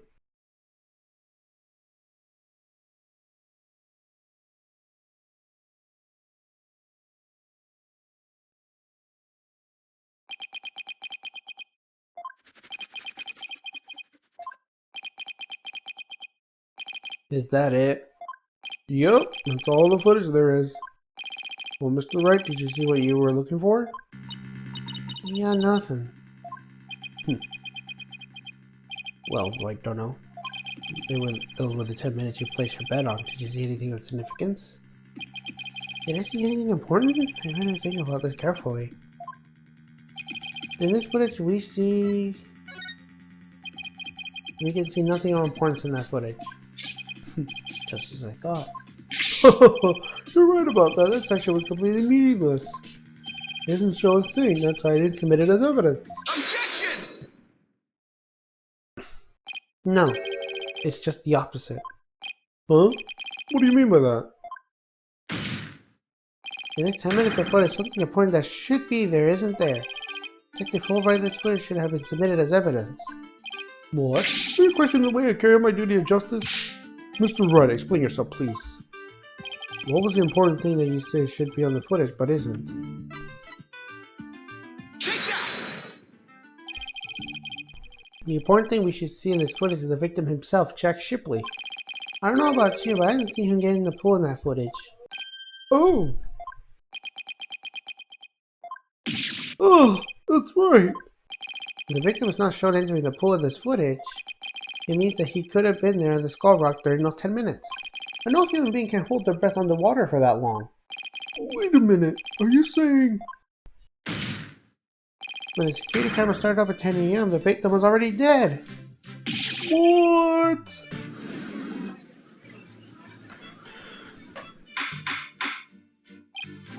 Order in the court.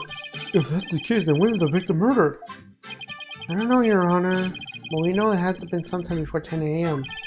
Therefore, the footage can no longer be called decisive evidence against my client. But there is no one else who could have been killed the victim. Not necessarily. The defense believes that the true culprit may have been human, and we have evidence to back up our theory as well. Do you now? I was very interested in seeing this evidence. The defendant's trump card, the thing we found during the investigation yesterday. I won't go so far as call it decisive, but now's the time to play it. Very well, Mr. Wright. Please submit your evidence. What evidence shows that the crime may have been committed by a human? Take that! What's this? A coin? Yes, a fake coin used in the Aquarian pirate show. We found it beside the pool. This coin is quite possibly the real murder weapon. Tiny little coin? Is a murder weapon? Mr. Wright, if this is another one of your bluffs. As they say, the bolder the presentation, the less confident the solitaire. This is no bluff, and this isn't the only coin. There are 300 of these coins at all, weighing a total of about 7 pounds. This one just happens to have blood on it. Do you have a blood analyzer who see who it is? Not yet. But there's a coin scattered all around the body of the victim in the head wound. Taking these into account, I believe it has to do with the victim's blood. So to put it together, we have about 7 pounds of coins at the side of the pool. One of them with a blood stain on it. I think the answer is pretty clear here, Your Honor. Offense proposes the victim has killed beside the pool. The side of the pool? If the murder took place there, it would be difficult to say the orca did it. I realize you're trying to defend your claim, but that theory is preposterous. How could 300 coins possibly have been made to hit somewhere all at once? It would be pretty easy if we were in the bag or something of the nature. And so where's this bag of coins are in? Unfortunately, Your Honor, we recovered nothing of the sort at the scene. Also, the culprit took it with them. They took it? The true culprit used the coins as a blood-out instrument to commit murder. They then threw the body in the pool before the security camera started up. And then they left, taking the coins in the bags that were with them. They got rid of the evidence that points to the human culprit to pin the blame on Orla. That was brilliant, Mr. Wright. They found a way to introduce the possibility of a human perpetrator. Yeah, somehow. Let's hope my luck holds out. I wonder why Prosecutor Blackwell hasn't said anything. Possibility of the perpetrator other than the defendant has now been suggested. But if you hold this possibility to be true, then What did Mr. Plum witness? that's right. So the killer would attack the victim. Just like it did a year ago singing a song. I guess there still is that. Even if somebody else is the culprit, all the behavior would seem pretty bizarre. I wonder why she did the same thing she did a year ago. But is it really that bizarre? What do you mean? To explain it inexplicable, all we have to do is turn our thinking around. Turn our thinking around, huh? That sounds good to me. Time to give old turn my thinking around method a try. Instead of trying to figure out why Orla did the same thing she did a year ago, I should consider the results of the producer by her behavior this time around. Orla sang the song, did some headbutts, and bit the victim. The real culprit wanted to shift the decision to Orla, and they were needed to give people a reason to think Orla did it in the first place. Mr. Wright, as for lawyer, how do you explain your client's actions? I believe we should think of it this way, Your Honor. What kind of effort did Orla's action have in the case? Very well. And why do you explain this to the court? How did the defendant's actions affect the case? Mr. Plum focused on returning the Orca boat because she heard the song. The Orca echo singing the song created a witness. Created a witness. Isn't it possible that the fabrication of the witness was the real culprit's intention? After all, Mr. Plum witnessed two things. She saw Orla headbutt something over and over, and she saw the Orca bite the victim. Those two actions of Orla might have been the real culprit's plot to make the witness think the Orca was attacking the victim. Are you saying that the defendant was being manipulated by the true perpetrator? Exactly, and that would explain Orla's actions perfectly. But the defendant is an Orca. Is it even possible to manipulate her? Yes, there is a way to manipulate Orla's behavior with this. Take that! Is this a whistle? Yes, Your Honor. Trainers of the aquarium use whistles to issue commands to Orla. But in truth, anyone can do it, provided they know the right signals. Oh, that must be how they get Orla to do tricks for her pirate shows.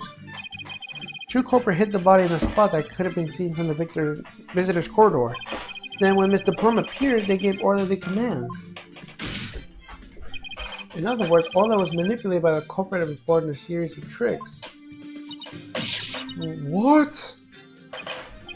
As for you, Mr. Plum, you were manipulated by a true culprit by playing the part of the witness. I know what the Plum was set up. I know what the Plum writer extraordinaire was used. No.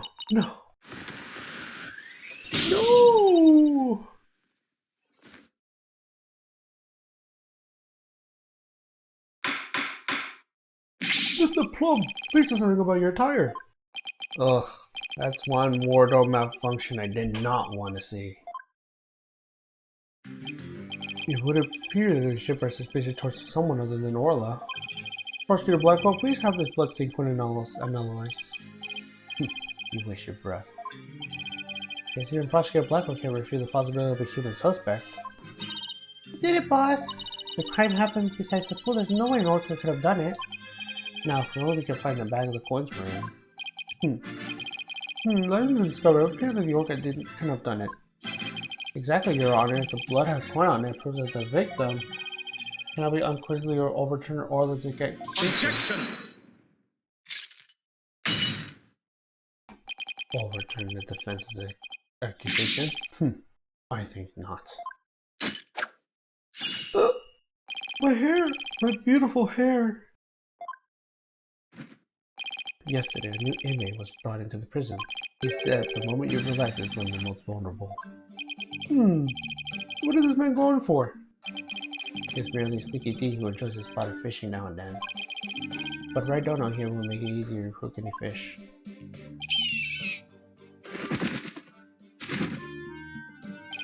The hog sure loves the judge's head. What's this? A coin from before and some sort of bag? A bag? I don't think I'm gonna like this. This is the coin bag that 300 coins were in. Probably you were looking for this? How did you get that? I never said we didn't find it at the crime scene. The bag had blood on it, so naturally it had to have been sent to the crime lab. And does the blood belong to the victim? It does indeed, and so does the blood on the coin. I knew it. The blood in the coin did belong to the victim. The bag was open and all the coins had spilled out, but the bag alone wasn't proof enough to say it was used for them as a murder weapon.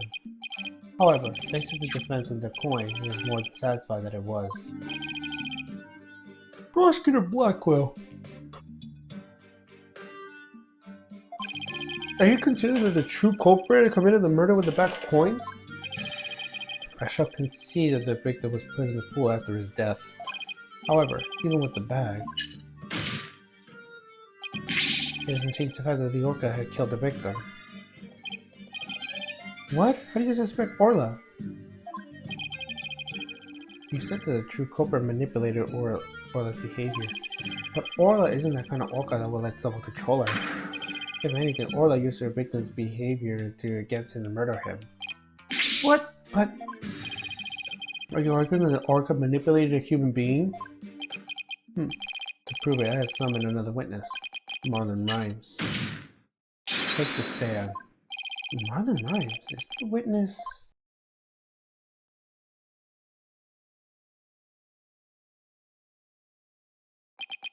Well, don't just stand there. State your name.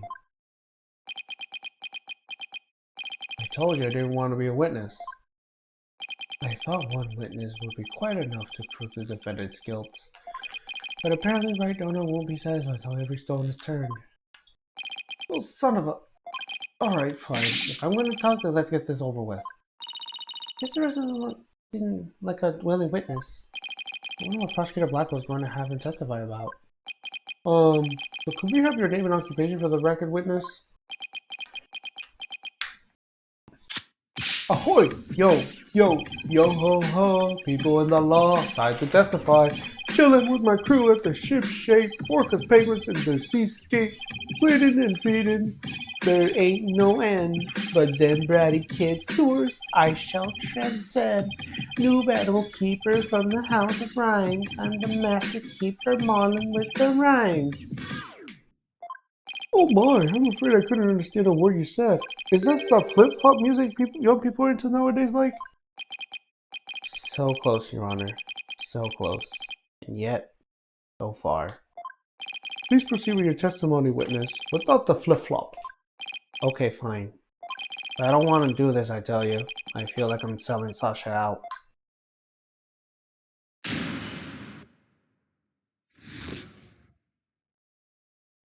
At about 10 a.m. I was in the staff room. I heard a loud noise from the pool room, so I went to the door to look in.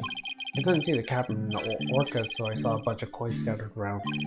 The orca knows a certain spot that people play in volleyball with her. I think maybe she knocked out the stuff that was piled and hit the captain. Just give a little bit more info about the area around the orca pool. The defendant made the stuff fall down? Overturned crates and assorted props were scattered all over the pool roof floor. There's no doubt that it was the orca that caused the mess. But could she have done it for the within the pool? As I said, the orca is the only one that could have performed such a feat. The pool in this room were tidy the night before, cleaning its various odds and ends. And when a rhyming Marlin took the look-see, over 400 pounds of props had fallen. Some of it all in one go was seen challenged for a Brownie prisoner sitting in the cell next to mine. What is he, a jail gossip? So, how did the 400-pound of finance fall at once? I'll tell you how. The orca pulled the cloth that was underneath them. The weight could have been all but impossible for a human to move. It was child's play to an orca. During the friendly game of volleyball, the defendant made the crates fall. And the bag of coins was among the items that fell on the victim's head and killed him. The orca then toyed with the victim's body underwater, which is what Mr. Plum saw. Objection! But the witness only said he heard the loud noise.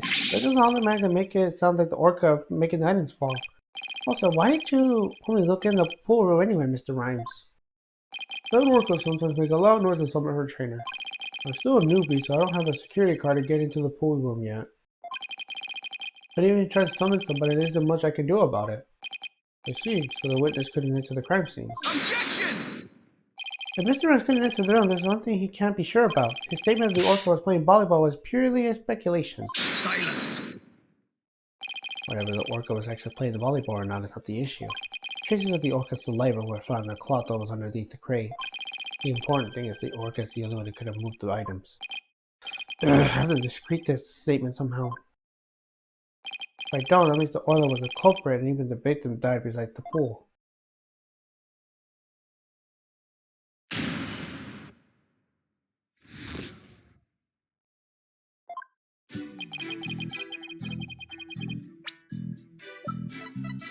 Objection! You can say you were in the staff room, but is that really true? Of course it's true. Why would I lie about a thing like that? Mr. Ryan, have you ever seen this calendar before? Hey, that's... I see you recognize it. Yeah, that's the rifle calendar. It's a big hit in the Shipshape Aquarium gift shop. Thank you for shopping at Shipshape. Mr. Ryan, please refrain from scattering fish around the witness stand. Not to worry about this. Tekka will tap and clean up in no time. I guess that bird comes in handy now and then. Alright, Mr. Wright, we have all seen your cute souvenir. Now, if you wouldn't mind. No, Your Honor, this isn't my calendar. It was originally the witness, but it came into the possession of a certain young lady. What? Mr. Rice and the young lady first met each other in the pool rep room. After a mishap, their calendars got switched around. They ran into each other about 10:10 a.m. in the food prep room. But clearly the witness was not in the staff room. In other words, there's no way he could have heard the noise in the pool room upstairs. Urgh! What's this? This is the first I'm hearing about it by any calendar. It's because Mr. Rans and Pearls were keeping it a secret. You lied to me. This transgression would not go unpunished. Urgh! So, Mr. Rhymes, you didn't hear the noise of the equipment falling after all, didn't you? Okay, I admit it. I didn't hear the noise in the orca pool room myself. But somebody told me about it. Who told you about it? It was, Unless you tell the truth, Mr. Rhymes, I can't save Orla. And I'm sure you know how sad it would make Miss Buckler. I heard about it. From Sasha. What? From Miss Buckler? But that doesn't make any sense. What is going on here? Now it's the trader's own words that drive the orca into a corner. How do you like being bitten where you don't cry right, don't know? I certainly didn't see this coming. What perfect timing. There's some rain. I'm going to ask Miss Buckler about the orca. The prosecution calls his trainer, Miss Sasha Buckler, to the stand. Yes, I suppose that would be a good idea to hear what the orca's trainer has to say. I don't know what Sasha's going to say. Well, I'll have to meet and head on whatever it takes. We will take a 20-minute recess while the witness is summoned. Alright.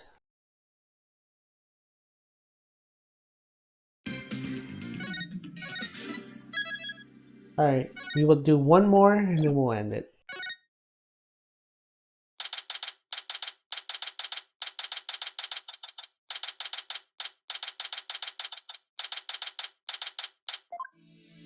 Mr. Wright, are you going to cross-examine Sasha?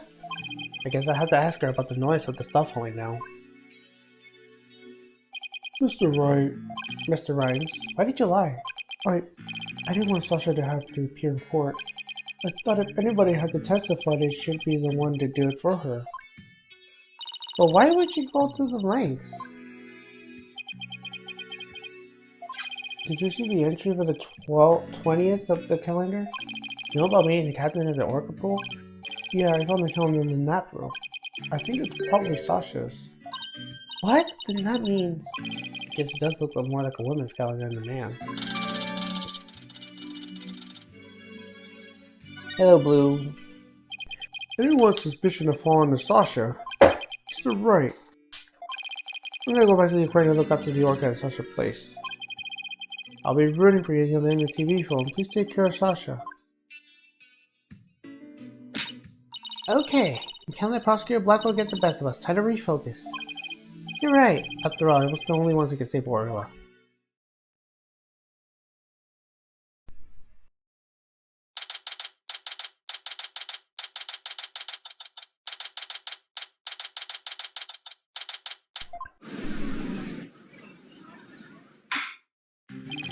The court will now reconvene. Prosecutor Blackwell, please call the witness to the stand. Again, you waste your breath. My name is Sasha, and I'm the Captain Orla Swashbuckler. I'm going to rescue me Buckler and the false charges putting a dread pirate no stash. No stash. I guess no stash refers to Prosecutor Blackwell this time. Well, I can't be the judge, he has a mustache and a full beard. Now then, Captain Judge, shall we begin the pirate court? Captain Judge? I really like that. Makes me feel like a salty old sea dog. And scene. How was that for a self-intro? The court is not a show. State your full name and occupation. I'm Sasha Buckler. I work at Shipshape Aquarium. I perform the Swashbuckler Special Pirate Show along Orla as her trainer. Well, you seem like a completely different person now. You really think so? Thanks. Losing my pirate show persona just then. Prosecutor Blackwell said I could introduce myself any way I like. I bet money he didn't think you were going to do it like that. And what will this witness testify about? Orca manipulated the victim by playing volleyball and knocked items over. The witnesses will report about hearing the noise that caused the victim's death. No, wait just a minute. Sure, Orla loves to play ball, break pops sometimes. She even spiked the ball at that giant octopus like yesterday when I was cleaning. So Orla was the one that broke that leg, huh? But she couldn't have knocked down the huge dead equipment with the little ball. I thought you were paying attention to the trial over in the telecast. But you apparently don't know nothing of what I've been discussing.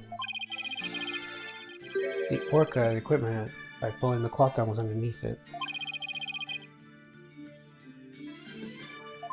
What? Is that what we're talking about? Came here to get Prosecutor No Stash a good knee-hauling. I'm the one getting a cat on 9 ball tails. Oh, he's as vicious as a tiger shot. Miss Buckler, just focus on your testimony, you'll be alright. Don't worry, we'll take care of that tiger shark for you. Thank you, Athena. Okay, I can do this. My testimony will be phenomenal. Alright, Miss Buckler. Please proceed with your testimony.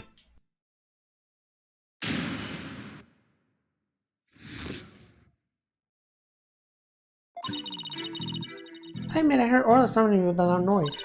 The aquarium's guest scream I heard over the walkie-talkie is more urgent. I talked to Norma the plum first and then went to the pool room with a security guard. The equipment was everywhere and my captain was lying in the middle of it all. The story doesn't seem to be much different than Mother Mime's testimony. Or does it? Circumstances are different. The actual order of Orla's actions depending on the order that the witness heard was two noises. If she heard the scream first, then the prosecution's claim doesn't stand up. Objection!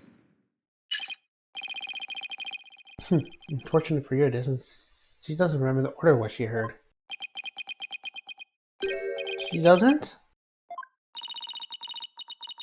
I was distracted by the time, so I don't recall which one I heard first. I was lost in thought until the guard brought me back to myself. Sorry, I'm no help. As long as the order remains unclear, I shall not alter the prosecution's claims. For killing the victim and the magic coins, the orca toyed with the body of water. I have to turn things around here somehow, unless I can prove the sound Sasha heard was not the sound of the victim's murder. Blackwell's claim that Orla pulled out the equipment and killed the victim will stand. I want to save Orla, I have to find contradiction no matter how small. Very well, your cross-examination please, Mr. Wright.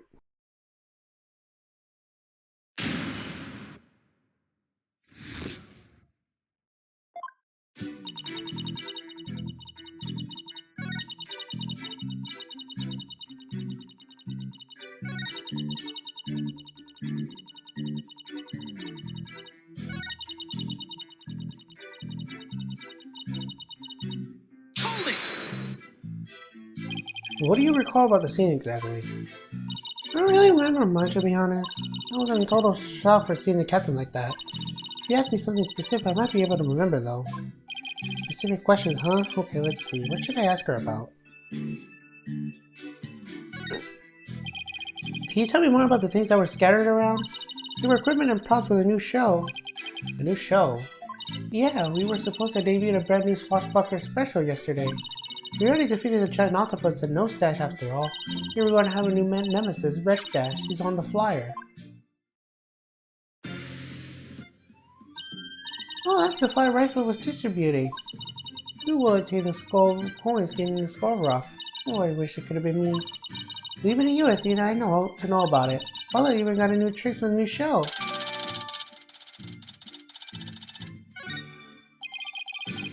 All the stuff that went down the new show, is that it? That's right, a bunch of props and crates and other equipment stacked up. Your Honor, for the record, I'd like the information added to the witness testimony. Very well. Miss Buckler, please prepare when you said the testimony. Sure thing.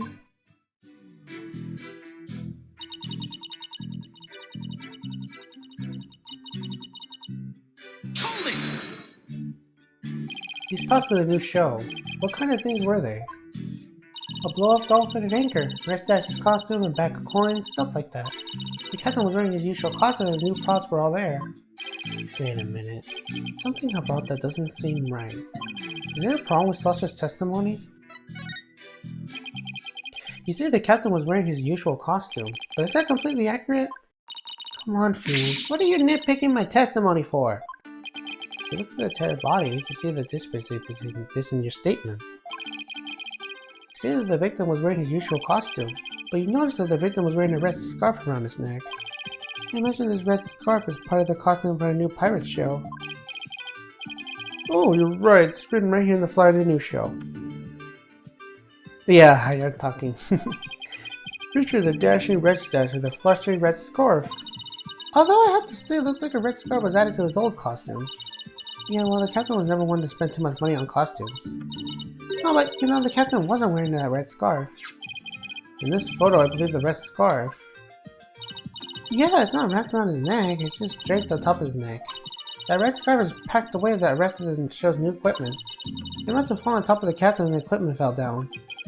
Oh, I see. It looks like your discrepancy wasn't really a discrepancy after all. The scarf doesn't have anything to do with the case? Something about the timing and stuff falling down bothers me. Hold on, the timing and stuff falling? The timing? Maybe my theory has been all wrong from the beginning. Maybe the bag of coins isn't the murder weapon. So the last cross-examination is a failure as well. You should know that the feeble stash will never hurt me. As I said, the orca made the equipment fall and then toyed with the body of water. Objection! I'm sorry, Prosecutor Blackwell, but based on the circumstances in the scene, the defendant could have dragged the body into the water after the equipment fell. And why, pray tell, is that? Oh, I'll tell you alright. My theory has been all wrong, and I'll have to fix it. Yes, Mr. Wright, please do tell the court. What indicates that the body was not dragged into the water after the items fell? Take that! The red scarf fell at the same time in the bag of coins. As the body was dragged into the pool after the bag of coins fell, the red scarf could still be on top of the body. What? In other words, the victim was already dead when the equipment came crashing down. Therefore, the bag of coins that fell in the red scarf was not the murder weapon. Silence! But if the defense claimed the bag of coins was the murder weapon to begin with. Well, yes, that's true. Do you intend on abandoning your original arguments? After hearing the testimony, I realized that my theory about the murder weapon was wrong. Please recall the facts that we have learned so far. And the fact that what Orla would break the victim's dead body. After all, if we saw the victim's security footage, she was already dead. But then Orla carried the victim's body on the side of the pool and knocked down the equipment for the new pirate show that was piled up there. Maybe Orla was trying to alert the human to the victim's condition. If Orla knocked the items down the victim after he was already dead, then it means the defendant didn't kill the victim with those items. But that's preposterous!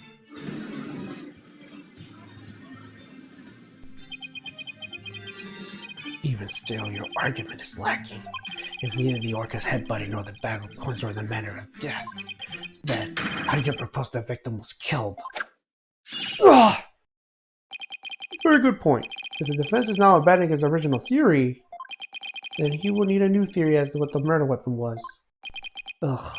Alright. I doubt I have a clue will go over well. Alright, let's get over what we need to find out about the victim's body.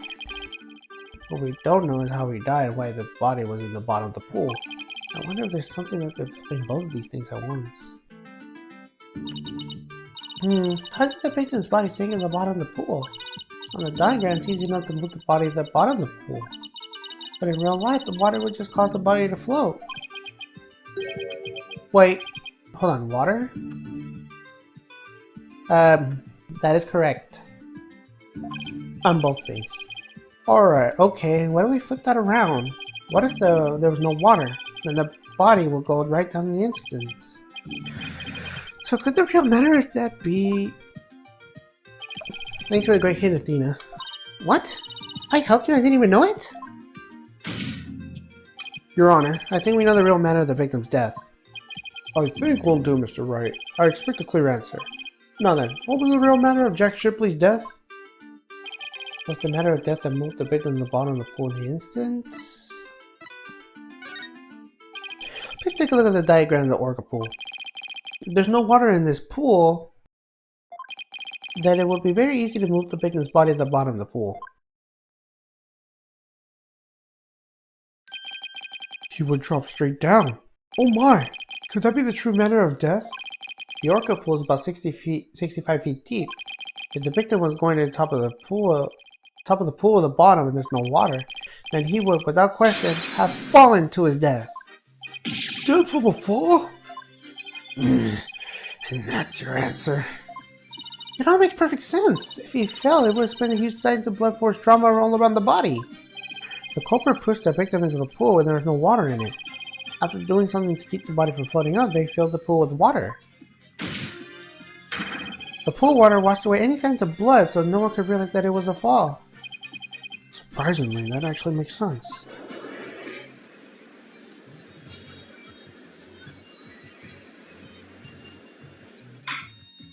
Order! Order in the court! I'm just as surprised as you are, but I must have order. If falling was a matter of death, then does that mean the defendant's behavior was the result of being manipulated by the true culprit as the defense claims? Yes, it would have to be. All that needs to be explained is how the real culprit commanded Orla. Miss Buckler, is there any way to instruct Orla to bite someone? What? What kind of trick would that be? Of course not! Can you tell us about the tricks Orla does now? Well, there's jumping, dancing, and playing volleyball. And she can spin, do the rock and roll trick, and sing the Swashbuckler Spectacular song. Those are only pretty nice tricks, but I doubt they're related to this case. She's also practicing 2 new top secret tricks. There's a human rocket where she shoots somebody up in the air, and then there's a lifesaver trick where she brings a drowning person to the surface. Hey, one of these top secret tricks might have something to do with this case. Now, which of these 2 tricks sounds relevant to this case? So the lifesaver trick, Orla brings a drowning person to the surface, correct? You caught it! Orla's still learning how to hold someone gently in her mouth. So she sometimes bites their clothes, so she never hurt a person's skin. She brings a drowning person to the surface? Then, that must be it! And then the killer whale swam towards the surface with the victim in his mouth. That matches up perfectly what Mr. Plum said in her testimony. The real culprit must have been using the lifesaver trick command to manipulate Orla. I still find this very hard to believe. And let's see it for ourselves. Let's have Orla show us the trick using the practice dummy. As you wish. Prosecution doesn't appear to have any objection. Miss Buckler, please proceed. Okay, sure. I'll show you Orla's phenomenal trick. Hey Marlin, are you ready over there? Okay, let me just go get the practice dummy. There, it's in the pool. Ready and standing by, Sasha. Here goes. Orla's secret new trick, the lifesaver.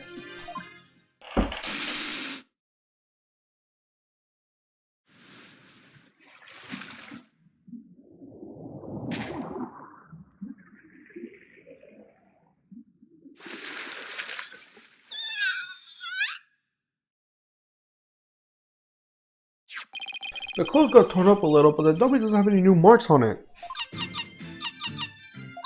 And there you have it, Orla's secret new trick.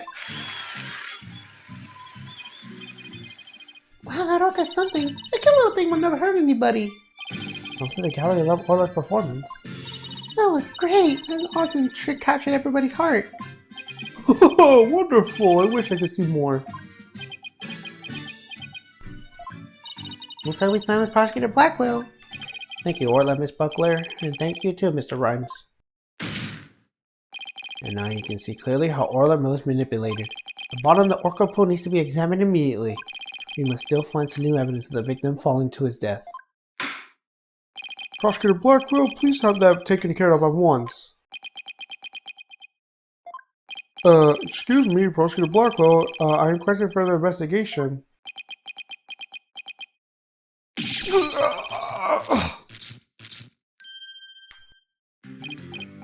Prosecutor Blackwell, you know you have to answer the nice judge politely. Oh, that's right, I almost forgot. The thing you asked for just came in. And you couldn't be bothered to think of a less violent way to deliver it. What did Prosecutor Blackwell ask for? I've been waiting for this. Oh, and what's that? An updated autopsy report. What? Why did it have to come now? During the recess, I ordered the body to be re-examined. Something started nagging me during the course of the trial, you see. Here. I'll take it you'd like me to read it. Very well. Cause of death. Thought to be from 65-foot fall.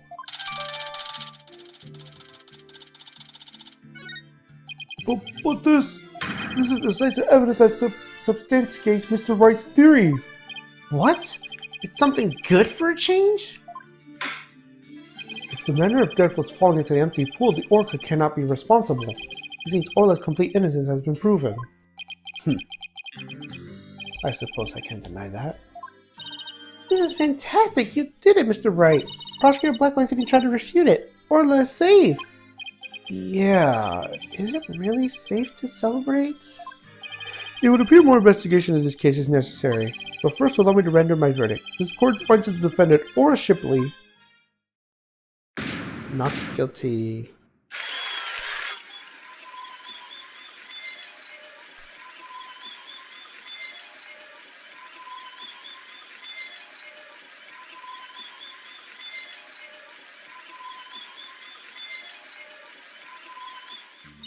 You did it! Thank you so much, Phoenix. Thank you, Athena. Orla, Marlon, thank you too. Congrats, Sasha. Time to celebrate. Go on, eat up. Glad to see everybody so happy. I'm absolutely thrilled about the verdict.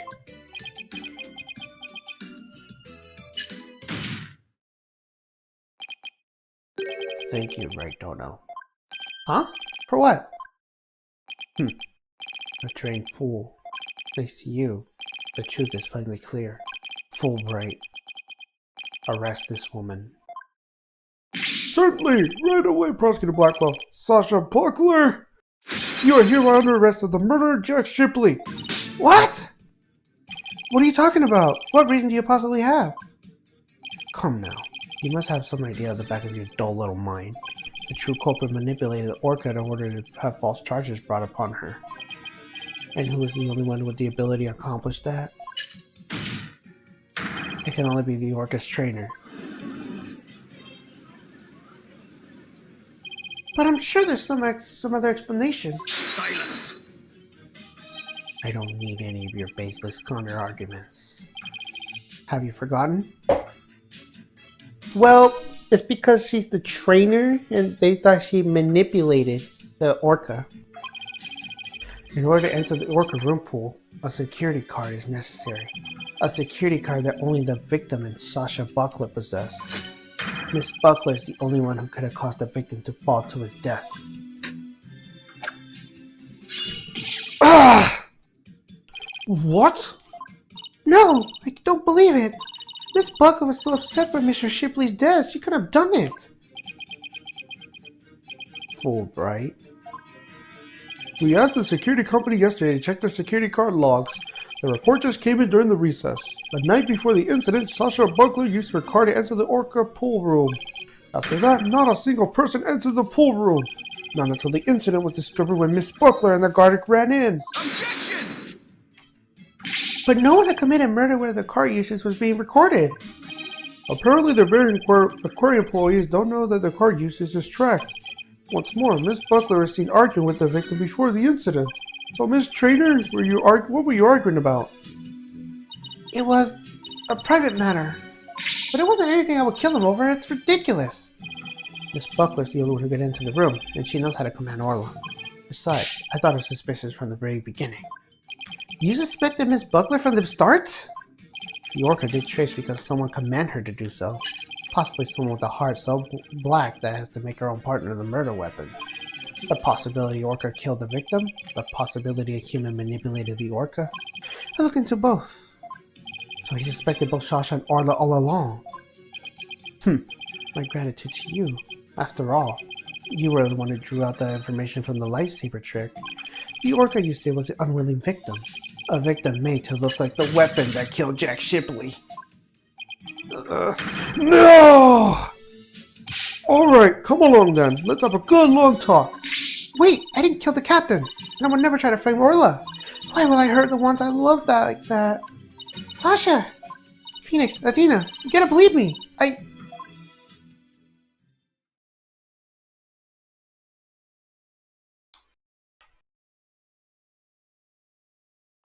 Sasha didn't kill him. I believe that all in my heart. There's gotta be something we could do. I feel the same way.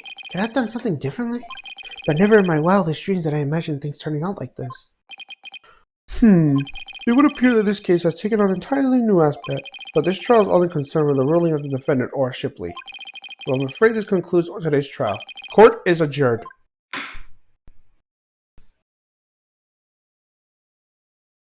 Oh boy.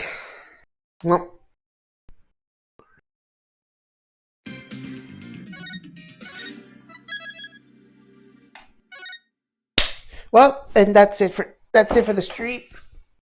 The next stream of Dual Destinies will be the last one. And now with that, the stream has already officially ended.